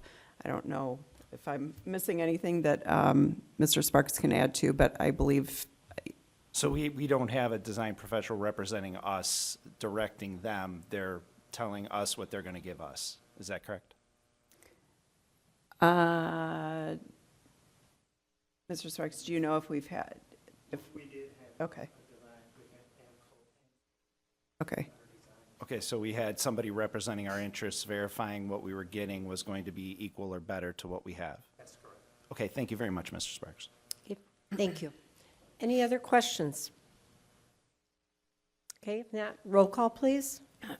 Mr. Dombrowski? Aye. Mr. Bradley? Aye. Mr. Rosenblum? Aye. Ms. Cavill? Aye. Mr. McGowan? Aye. Ms. Barron? Aye. Mrs. Klimkowitz? Aye, the motion carries. Next recommended action is that the Board of Education approve the purchase of white magnetic marker boards from Educational Environment using the OMNIA Partners Purchasing Agreement in the amount of $63,340. May I have a motion, please? So moved. Second. Okay, discussion? Okay, roll call, please. Ms. Barron? Aye. Mr. McGowan? Aye. Mr. Dombrowski? Aye. Mr. Rosenblum? Aye. Mr. Bradley? Aye. Ms. Cavill? Aye. Mrs. Klimkowitz? Aye, the motion carries. The next item is, the recommended action is that the Board of Education approve the purchase of track resurfacing services from Field Turf USA using the Sourcewell Cooperative Purchasing Agreement in the amount of $323,105. May I have a motion, please? So moved. Second. Thank you. Any discussion? Okay. When was the last time it was resurfaced, the tracks, do we know? 2019. 2019 were Fremden, Schaumburg, and it was actually done at the time that the turf was replaced. Any other questions? If I remember, were the tracks replaced at that time or resurfaced at that time?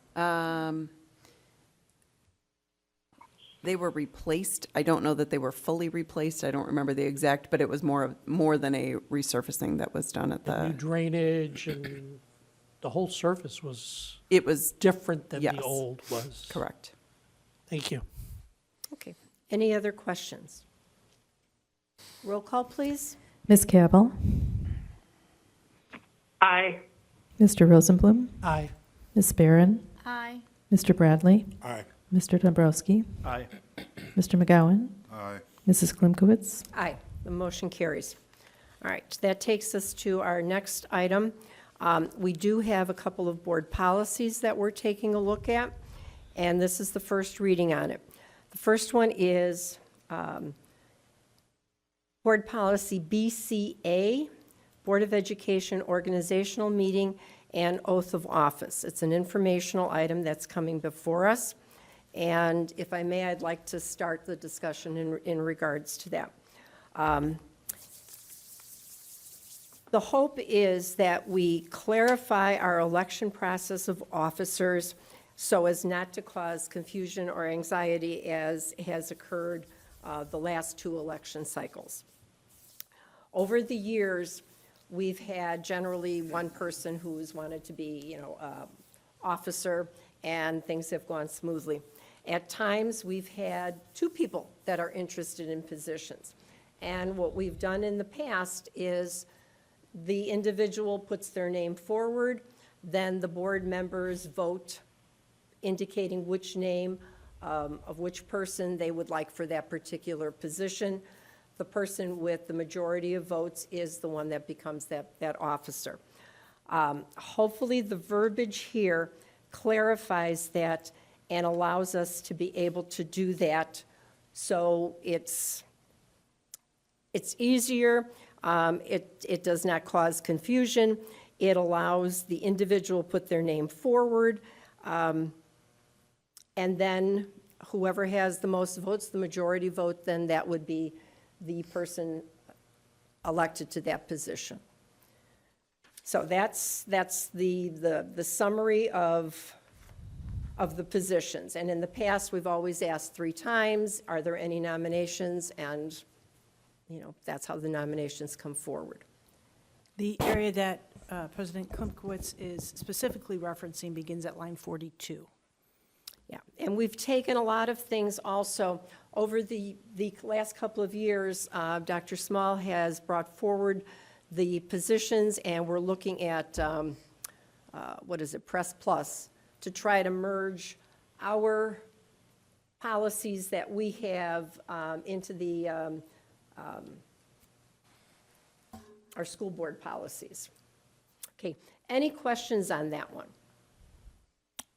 I just had one. I'm okay with the verbiage, but it's nothing in here to indicate, in my opinion, that maybe some type of deliberation or discussion needs to be had during those times too. And I don't think I see anything there where it's actually stated. It isn't, and it generally, in the past, it really hasn't been. It's, you know, the officer or the person puts their name forward.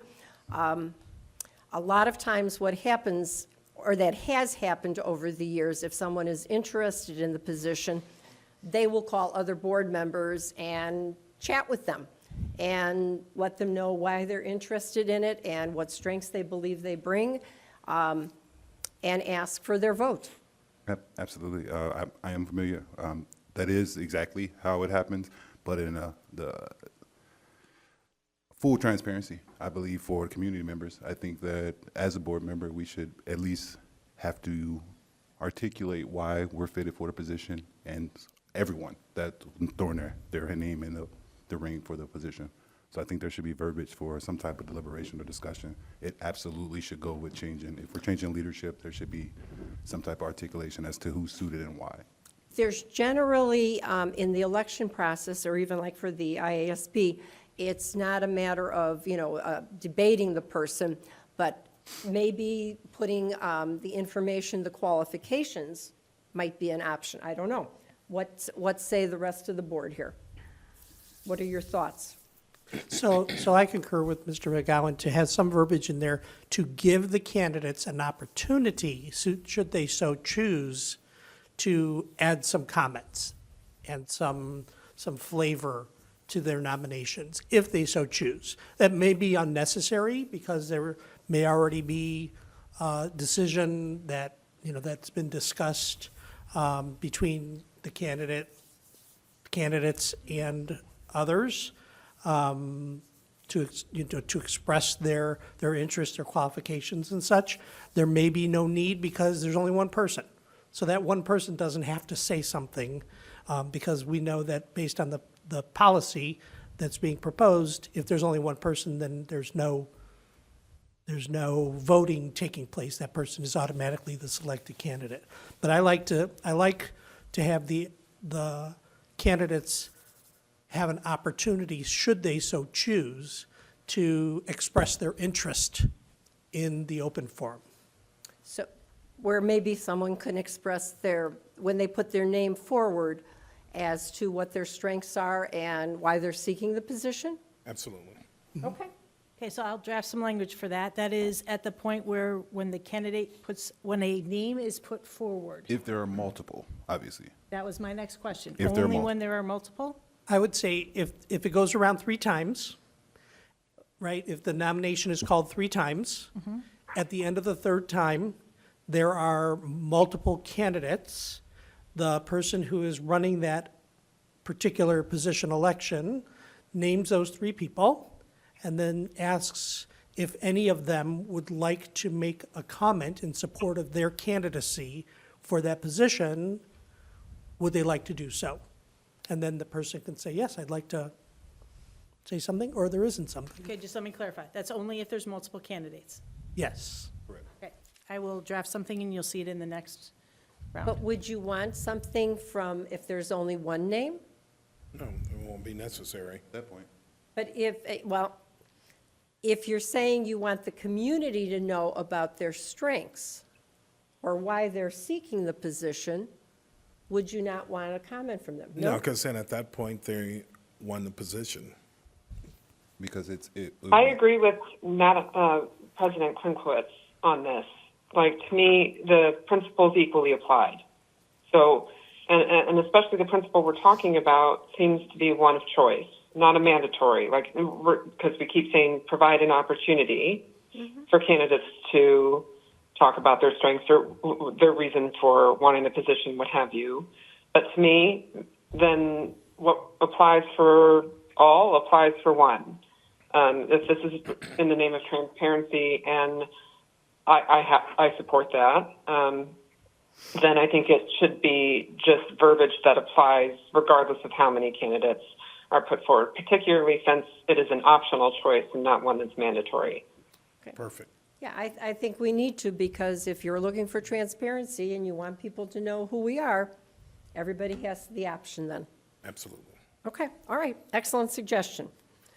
And just for my knowledge, when we don't have a president, it would go down to the vice president as far as like when we're, for an example. Yep. Yeah, okay. So when we get to the organizational meeting, we have to have a pro tempore president that the board elects. Typically, it is the vice president, but the board has to officially act to put that person in place to run the organizational meeting. Right, which is basically what we did last time, and which has been standard procedure.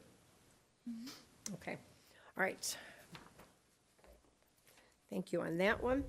All right, then that takes us to BBA, Board Powers and Duties, and If I can give a Please. quick summary of this. This is again, as President Klimkowitz said, a conversion toward the press policy of board powers and duties, including indemnification. There are two unique duties that were on the original policy from District 211 that are maintained on this draft, and they are the last two, number 22 and number 23, starting at line 75. So those two items are not in press, but they are unique, that were on our current policy in District 211 that continue on this draft version. okay. Any questions in regards to this particular policy? Okay. Then that will take us to the next policy, and that is policy BDDB, agenda format. This is compiling all policies that deal with school board meeting procedure that we have into one.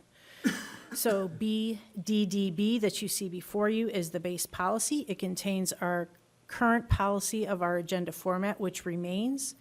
It then adds in BDDD, which is our quorum policy, also adds in BDDG, the minutes, and BDDE, rules of order, which puts everything into one policy. And you'll see the recommended deletions of those other three as we get to the end of the policy list. Okay. There's a couple of things I would like to highlight from this policy.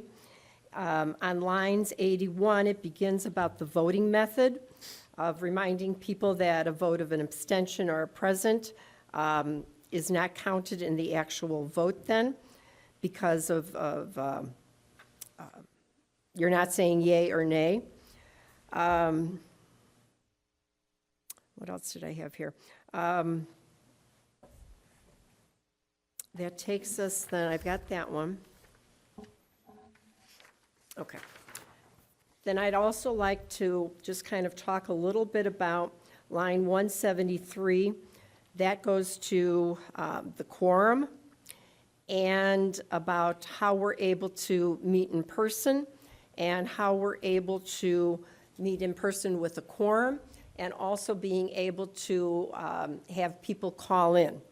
It was something prevents them from being physically attending the meeting, such as Ms. Cavill is not able to be here, but she's on the phone with us, which is really great. At least she's able to participate. However, having people here is the best, where we can exchange and talk about ideas and things of that nature. But Madam President, can I please, can I have 5 minutes, please? Oh, we're recessed? Please. Okay. All right, so we'll recess for a couple of minutes, and then we'll be back. All right, so we're ready to reconvene. Again, in regards to the quorum, there's 4 reasons for someone not to attend the meeting in person. The personal illness or disability, employment, and sometimes we've had people who have had duties at work, but they've been able to join us over the phone, a family or other emergency, and number 4 is the unexpected childcare obligations.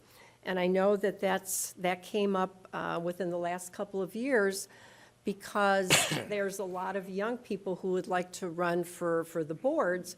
However, you know, sometimes with the childcare, it causes some problems.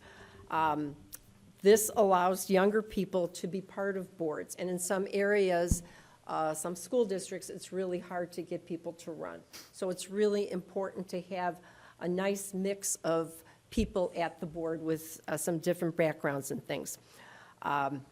My personal feeling is I think we need to give grace sometimes to people, because sometimes with the child care, if you're running late and you're still able to get to the board meeting, it makes a world of difference being here and engaging with your fellow board members.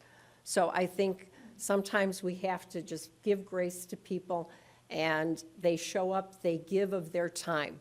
I think that that's really important. So I think these 4 reasons are extremely important, and I think people need to understand that. One of the other things that I'd just like to point out is the next item, 180, lines 187 to 191, the rules of order. What we're asking for in here is that that the board adopt the rules apply, that the board president, as the presiding officer, will use the most recent edition of Robert's Rules of Order, newly revised, as a guide when a question arises concerning procedure. In the past, we kind of went that it had to be Robert's Rules, and sometimes we ran into conflicting opinions. So just as a reminder, asking us to use that as a guide. And I would concur with that, and I would hope that that would be followed, considering that recess requires a motion and a vote and should not interrupt a person that's on the floor. And it would be good if we did follow Robert's Rules of Order. I'd also like to, if I may, Madam Yes, President, just clarify for the new business, there is, with the 3 asterisks on line 69, will be shared with the board president before a board meeting. I'd like to maybe have that changed where possible, be shared with the board president. I know that sometimes we have public comments, and then that leads to us adding new business to the agenda for the next meeting. And it may not be possible to share it prior, and I think there should be a little flexibility there and maybe change that word from will. Okay, yeah, because we've done that, and that's kind of been our practice lately in case something has come up. All right. So looking at line 69. Is that agreeable with everyone? Okay. Yes. All right, anything else in regards to this particular policy? If I just may, I just wanted to go back to some of the points that you made, Madam President, about the voting, sorry, not the voting method. Line 67, is that where we're, no. About attending the meetings, whether that be over the phone and you know, the reasoning why folks may not be here in person, I just want to, thank you for talking about giving folks grace. I know that in the last year, you and Dr. Small, as well as her administrative staff, have given me really great grace as a new mother of another child. So I also want to clarify that does not make me any less prepared, any less invested in our students in our district. Dr. Small and her staff are very much available for any questions beyond just a couple minutes in closed session. So I just want to thank you all for the grace that you have shown in me in the last year, and especially as a nursing mother. So thank you. I hope I didn't say anything to slight, because I just wanted to make a point. You are here. You show up, you come, you're prepared, you ask questions. You are amazing. You are here. And that's you. the point I've been trying to get across. No, and you made the point across. I just wanted to, drive it home for those who may be listening and taking attendance of our presence. All right. Thank you. Any other comments or questions in regards to this? Yeah, if I could, please. If we look at line 179 and maybe 178. So it says, one is personal illness or disability. I concur. Line 2, or point number 2 says employment or district business. So I think that one is broad, employment, district business. Typically, if it's an employment engagement, it's rare that you'll have the ability to speak or attend the meeting if it's for employment. So I don't know if there's a way to kind of clarify that, where it says employment or district business. Then also number 3, it says a family or other emergency. So that would allow someone to possibly call in. I know we have some board members that their job causes them to be out of state for maybe a training or workshops or things of that nature, but they're able to join us in the evening, and then they've used the phone. Correct. So I think that's the employment part. I don't believe we have any leniency in this language. I think it is prescribed to us by the Open Meetings Act. I will double-check that, but that is my initial response without double-checking. We do not That is have also the my ability understanding. to vary them. What were you looking at? I'm not clear. Well, it wasn't that I was necessarily looking for anything. I just wanted clarification, because if we're going through a first reading of a rule, Right. then I was under the impression that there could be some interpretation, but if it isn't, and if it is what it is, then I'll move on. I will confirm that and get it to the board. Yep. Okay. Because then it's just a waste of time to talk about something that can't be changed, in my opinion. Okay. And if we can add some additions to that language, I think that, and again, you all showing me the grace of putting something in here about nursing. And I don't know if that falls in with one of these categories, but I know that has given me, the opportunities to leave the boardroom, go to a private area, call in, and then come back to that boardroom. But I don't know if that language can be added in here as well. I concur. The whole idea of having flexibility and grace I don't see that in this paragraph. Well, there's certain things that we have to have, so I think I there's will certain get our things we don't have attorney's to change. opinion on this, and I will let the board know. Thank you. Okay. All right. Anything else in regards to this one? Okay. If not, then that will take us to, what do we have next? We have BD, policy BD, types of school board meetings. Any questions in regards to this one? If I may, this is Please. combining the current policy BD, which is school board meetings in its original title, and adding into it BDA, regular board meetings, and BDB, special board meetings, so that they are all in one spot on one policy.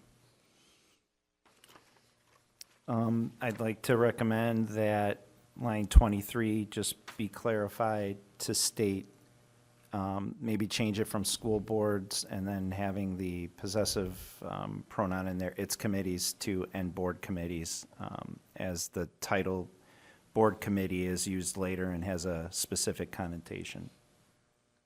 Just to make sure that there isn't a committee that is not a board committee that's confused.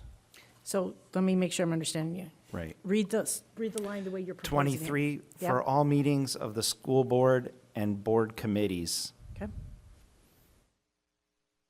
I know some committees that we've had in the past or may have in the future are not board committees, but they do have liaisons serving on them, but there's different requirements for a board committee versus a committee where there's just a member as a liaison. Okay, thank you. Anything else in regards to this one? I just want to follow up on that. In line 67, Mr. Dombrowski's suggestion would make it coherent with that language as well, because it's reflected back in line 67, the Board of Education and board committees. So I support his suggestion. I think it's a good idea. Okay, 67 and 68? Yes, the one is specific to closed sessions. Mr. Dombrowski's suggestion is a good one in terms of clarifying for the open session, but I was just pointing out that it makes the language cohesive as it applies to closed session there, as noted in line 67 and 68.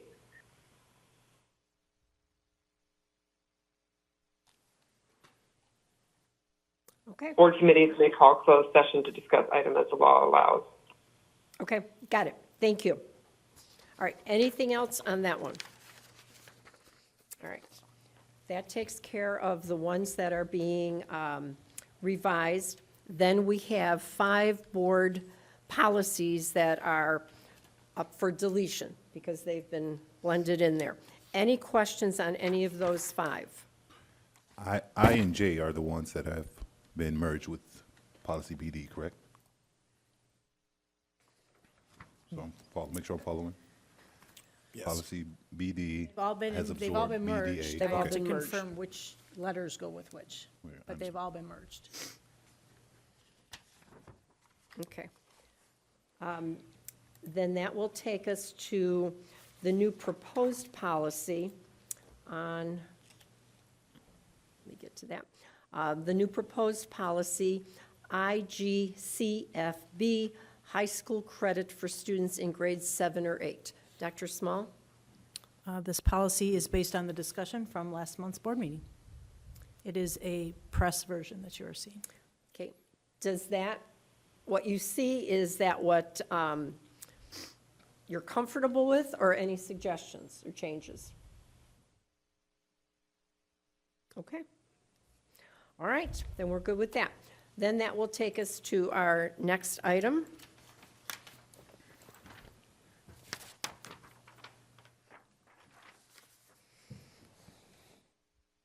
Okay, board member expenses. The next recommended action is that the Board of Education approve the pre-approval form for future expense reimbursement for Anna Klemkowitz and Stephen Rosenblum to attend the North Cook Division dinner meeting on March 4th, 2025, as submitted.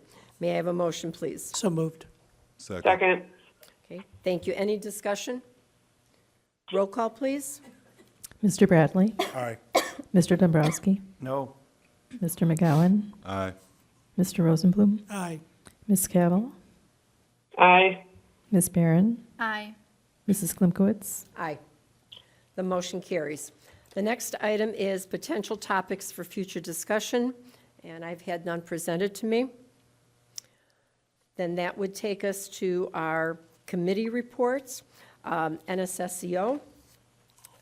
You have, yeah, let me flip to it if I may.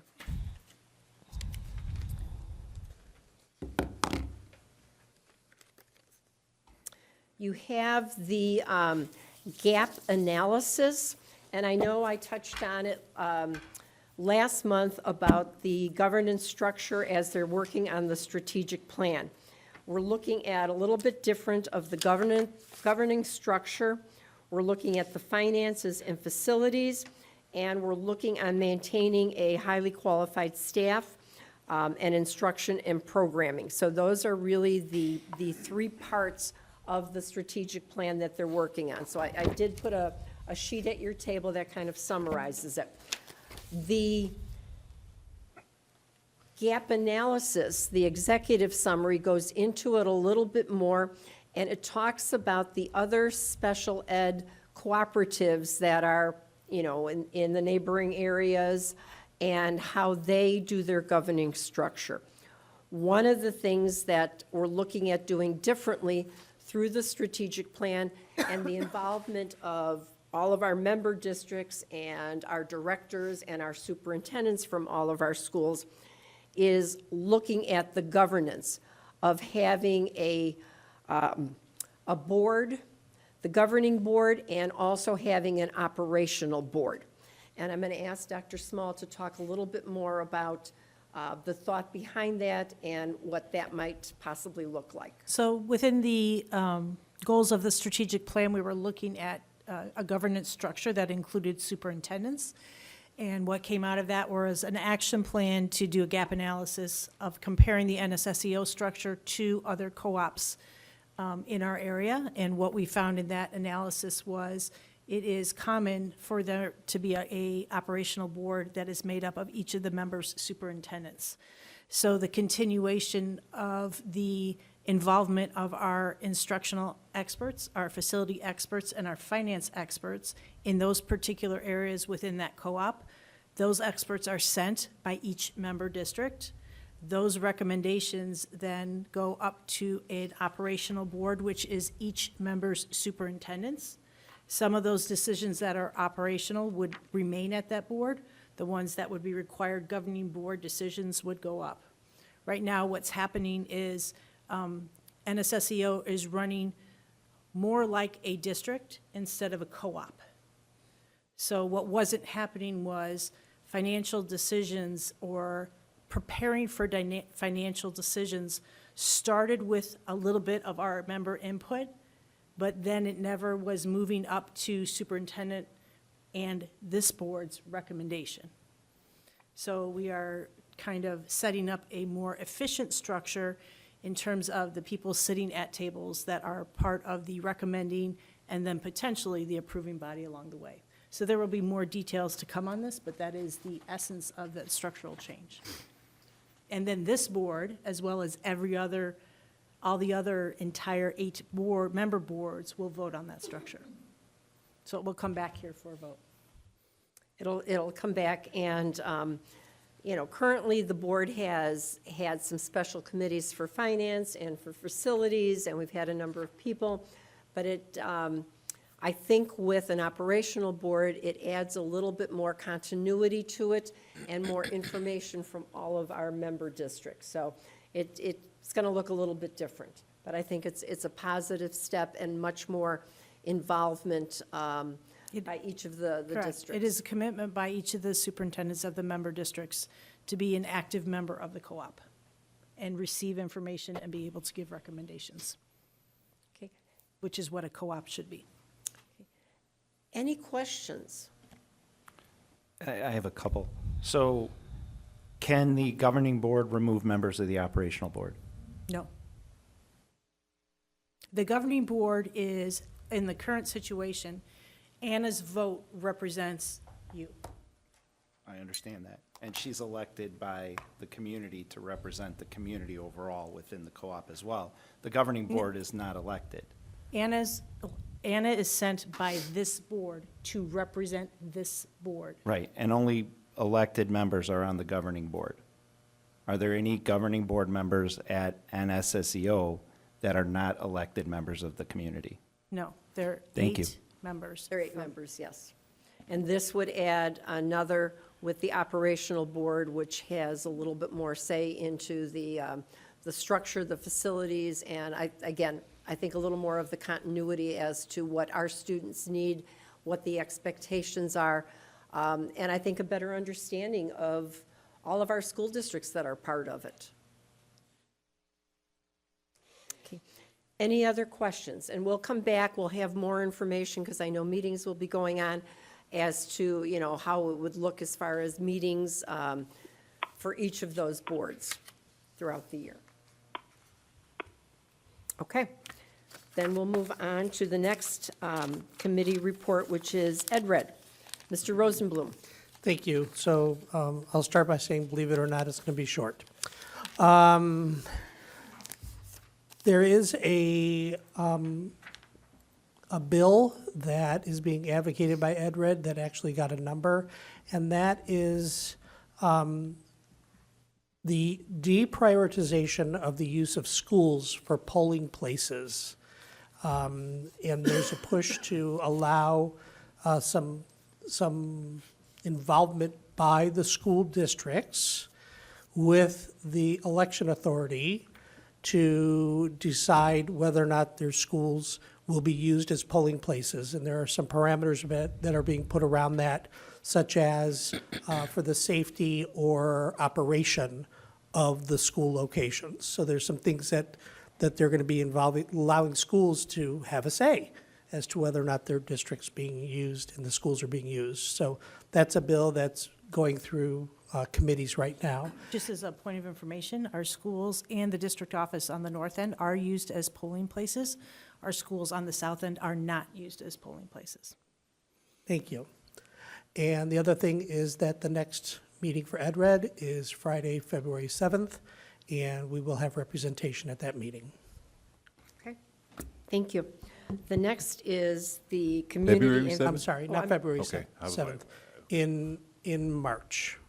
Sorry about that. And we will have representation at that meeting. Okay, thank you. Sorry about that. Thank you. All right, next is the Community and Family Services Report. Ms. Barron? Yeah, the UP Coalition met on January 29th at the Palatine Library, and they had a great meeting. We got a presentation from Hugh Brady from NOMNI. He presented on the 708 Mental Health Board referendum that Palatine Township is trying to pass to establish a 708 board, and talked about the benefits of having that board. I know that Schaumburg Township as well as Hanover Township already has their 708s established, so fingers crossed we will see the same at Palatine. They did a UP survey. They reviewed survey results from their surveying the community partners that make up the coalition, and they did a little bit of a community needs assessment as well. We were able to talk about what future meeting topics the members wanted to learn about. So there are a lot of great ones, as well as some of the biggest issues that they're seeing in the community. So this board members are really trying to take a look at what's affecting our community and how can our community members and our organizations, help out and chip in. So great meeting overall, and then as well as on board docs, if folks want to take a look at, there are 2 scholarship opportunities for our high school students. So anybody who can qualify for those scholarships, I recommend taking a look at and applying for those awards. And then at Palatine High School, they're doing a 3-part parent education series. The first one has passed, but the next one is March 12. That's going to be about supporting students during times of crisis, and April 9th on how to prepare students for transition to adulthood. And the guest speaker is Greta Nielsen, which I went to grade school with her daughter. But those are, given, those will be at Palatine High School for any parent who is interested in attending those workshops. Thank you. That's great information there. All right, that will take us to the District 211 Foundation Report. We met, and there's 26 scholarships are available at this time. The end date of turning those in is March 21st, and the hope is then they can be reviewed by mid-April and in time for the student recognitions that happen at the end of April and into May. Also, Dr. Small is working with, Erin Holmes and a couple of our students, 2 students, on updating the foundation website. So I'm really glad to see student input and student involvement. So we've got two young ladies that are going to be working on that. They're looking at, how do we put the information out there forward, making it as easy for our donors, getting some of our stories out there and some involvement as to, what we're doing for our students. So that's kind of where we stand right now. I don't know, Dr. Small, anything else? Yep. All right, thank you. Then that takes us to the Illinois Association of School Boards report. Mr. Rosenblum? Two things. One is thank you, board members, for my colleagues for approving the expenses for Mrs. Klimkowitz and I to attend the North Cook Division dinner meeting on March 4th. Looking forward to that. And one other thing is, and this is mentioned on ISB's website, is that February 24th to 28th is Public Schools Week. And it honors the individual contributions and achievements of educators and education advocates in our public schools and the communities which we serve. So it invites the education community, parents, lawmakers, and others to join us in spotlighting our nation's public schools and the dedicated individuals behind them. That is my report. All right, thank you. That takes us back to Ms. Barron with the Parent Connections and Communications report. Yes, I was unable to attend that meeting, but Mr. Tenneper is going to give the report.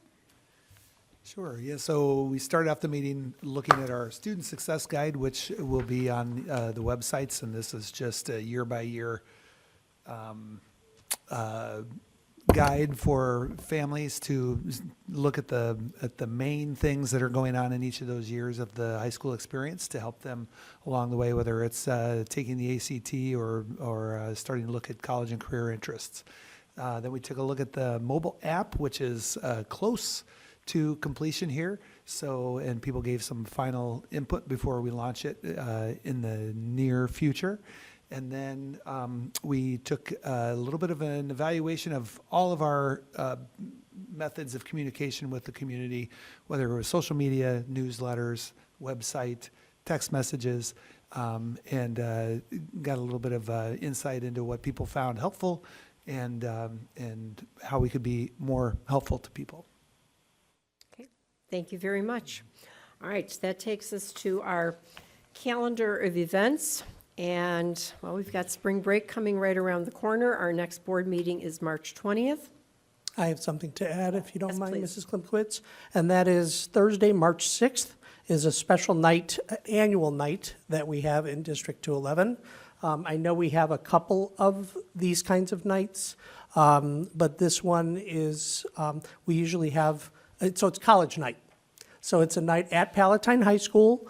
Again, Thursday, March 6th, for those in the audience and those who are watching live stream, from 6 to 8 p.m. at Palatine. It is free. It is for students and their parents who are looking at colleges and universities, and it for sure is an event. So if we're looking at events in our district, this is a happening and a true event, and an annual event that I greatly enjoy attending and seeing our young people and their families explore the different post-high school educational opportunities that abound. Thank you. And Thank just you to for, clarify, it's not only colleges, universities, it's also other career paths that are part of this. It is. It's This is college night.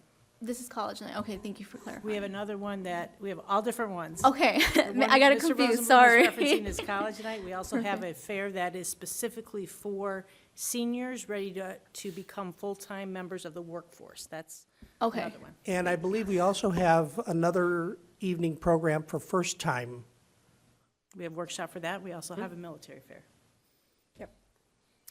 so, but thank you. Thank you for pointing that out, and maybe we can add those items to our calendars in the future, some of those other things, because I think it's really important. So thank you very much. All right, that will take us to closed session, and we have to make the motion, and because we have it here in our agenda, that the board enter closed session to discuss minutes of meetings lawfully closed under the Open Meetings Act, appointment, employment, compensation, discipline, performance, or dismissal of specific employees, and matter pertaining to an individual student. May I have a motion, please? So moved. Okay, any discussion? All right, may I have a roll call, please? Ms. Barron, Oh, no, sorry, no. Mr. Bradley, No. Ms. Cavill, No. Mr. Dombrowski, No. Mr. McGowan, No. Mr. Rosenblum, No. Mrs. Klimkowitz. No, the motion fails. That takes us to the next recommended action, that the Board of Education accepts the retirement of Roger Snyder, effective July 2025, consistent with the master contract of the District 211 United Support Staff. And Lynette Irvin, effective November 2028, consistent with the master contract of the District 211 United Support Staff. May I have a motion, please? So moved. Second. Second. Okay, any discussion? Roll call, please. Mr. Rosenblum, Aye. Ms. Barron, Aye. Mr. Bradley, Aye. Mr. McGowan, Ms. Cavill, Aye. Mr. Dombrowski, Aye. Mrs. Klimkowitz. Aye, the motion carries. Next recommended action is that employee Victor Cifuentes be suspended for 7 work days without pay. Further, that the board secretary notify said employee in writing of this action by the Board of Education. May I have a motion, please? So moved. Second. Okay, any discussion? Roll call, please. Ms. Barron, Aye. Ms. Cavill, Aye. Mr. McGowan, Mr. Bradley, Aye. Mr. Rosenblum, Aye. Mr. Dombrowski, Aye. Mrs. Klimkowitz. Aye, the motion carries. Next recommended action is that effective July 1st, 2025, Lawana Wells be appointed as Associate Principal at Hoffman Estates High School at a gross salary of $163,000. May I have a motion, please? So moved. Second. Okay, any discussion? Okay, roll call, please. Mr. McGowan, Mr. Rosenblum, Aye. Ms. Cavill, Aye. Mr. Dombrowski, Aye. Mr. Bradley, Aye. Ms. Barron, Aye. Mrs. Klimkowitz. Aye, the motion carries. And with no further business coming for the board president declares the meeting of Board of Education adjourned.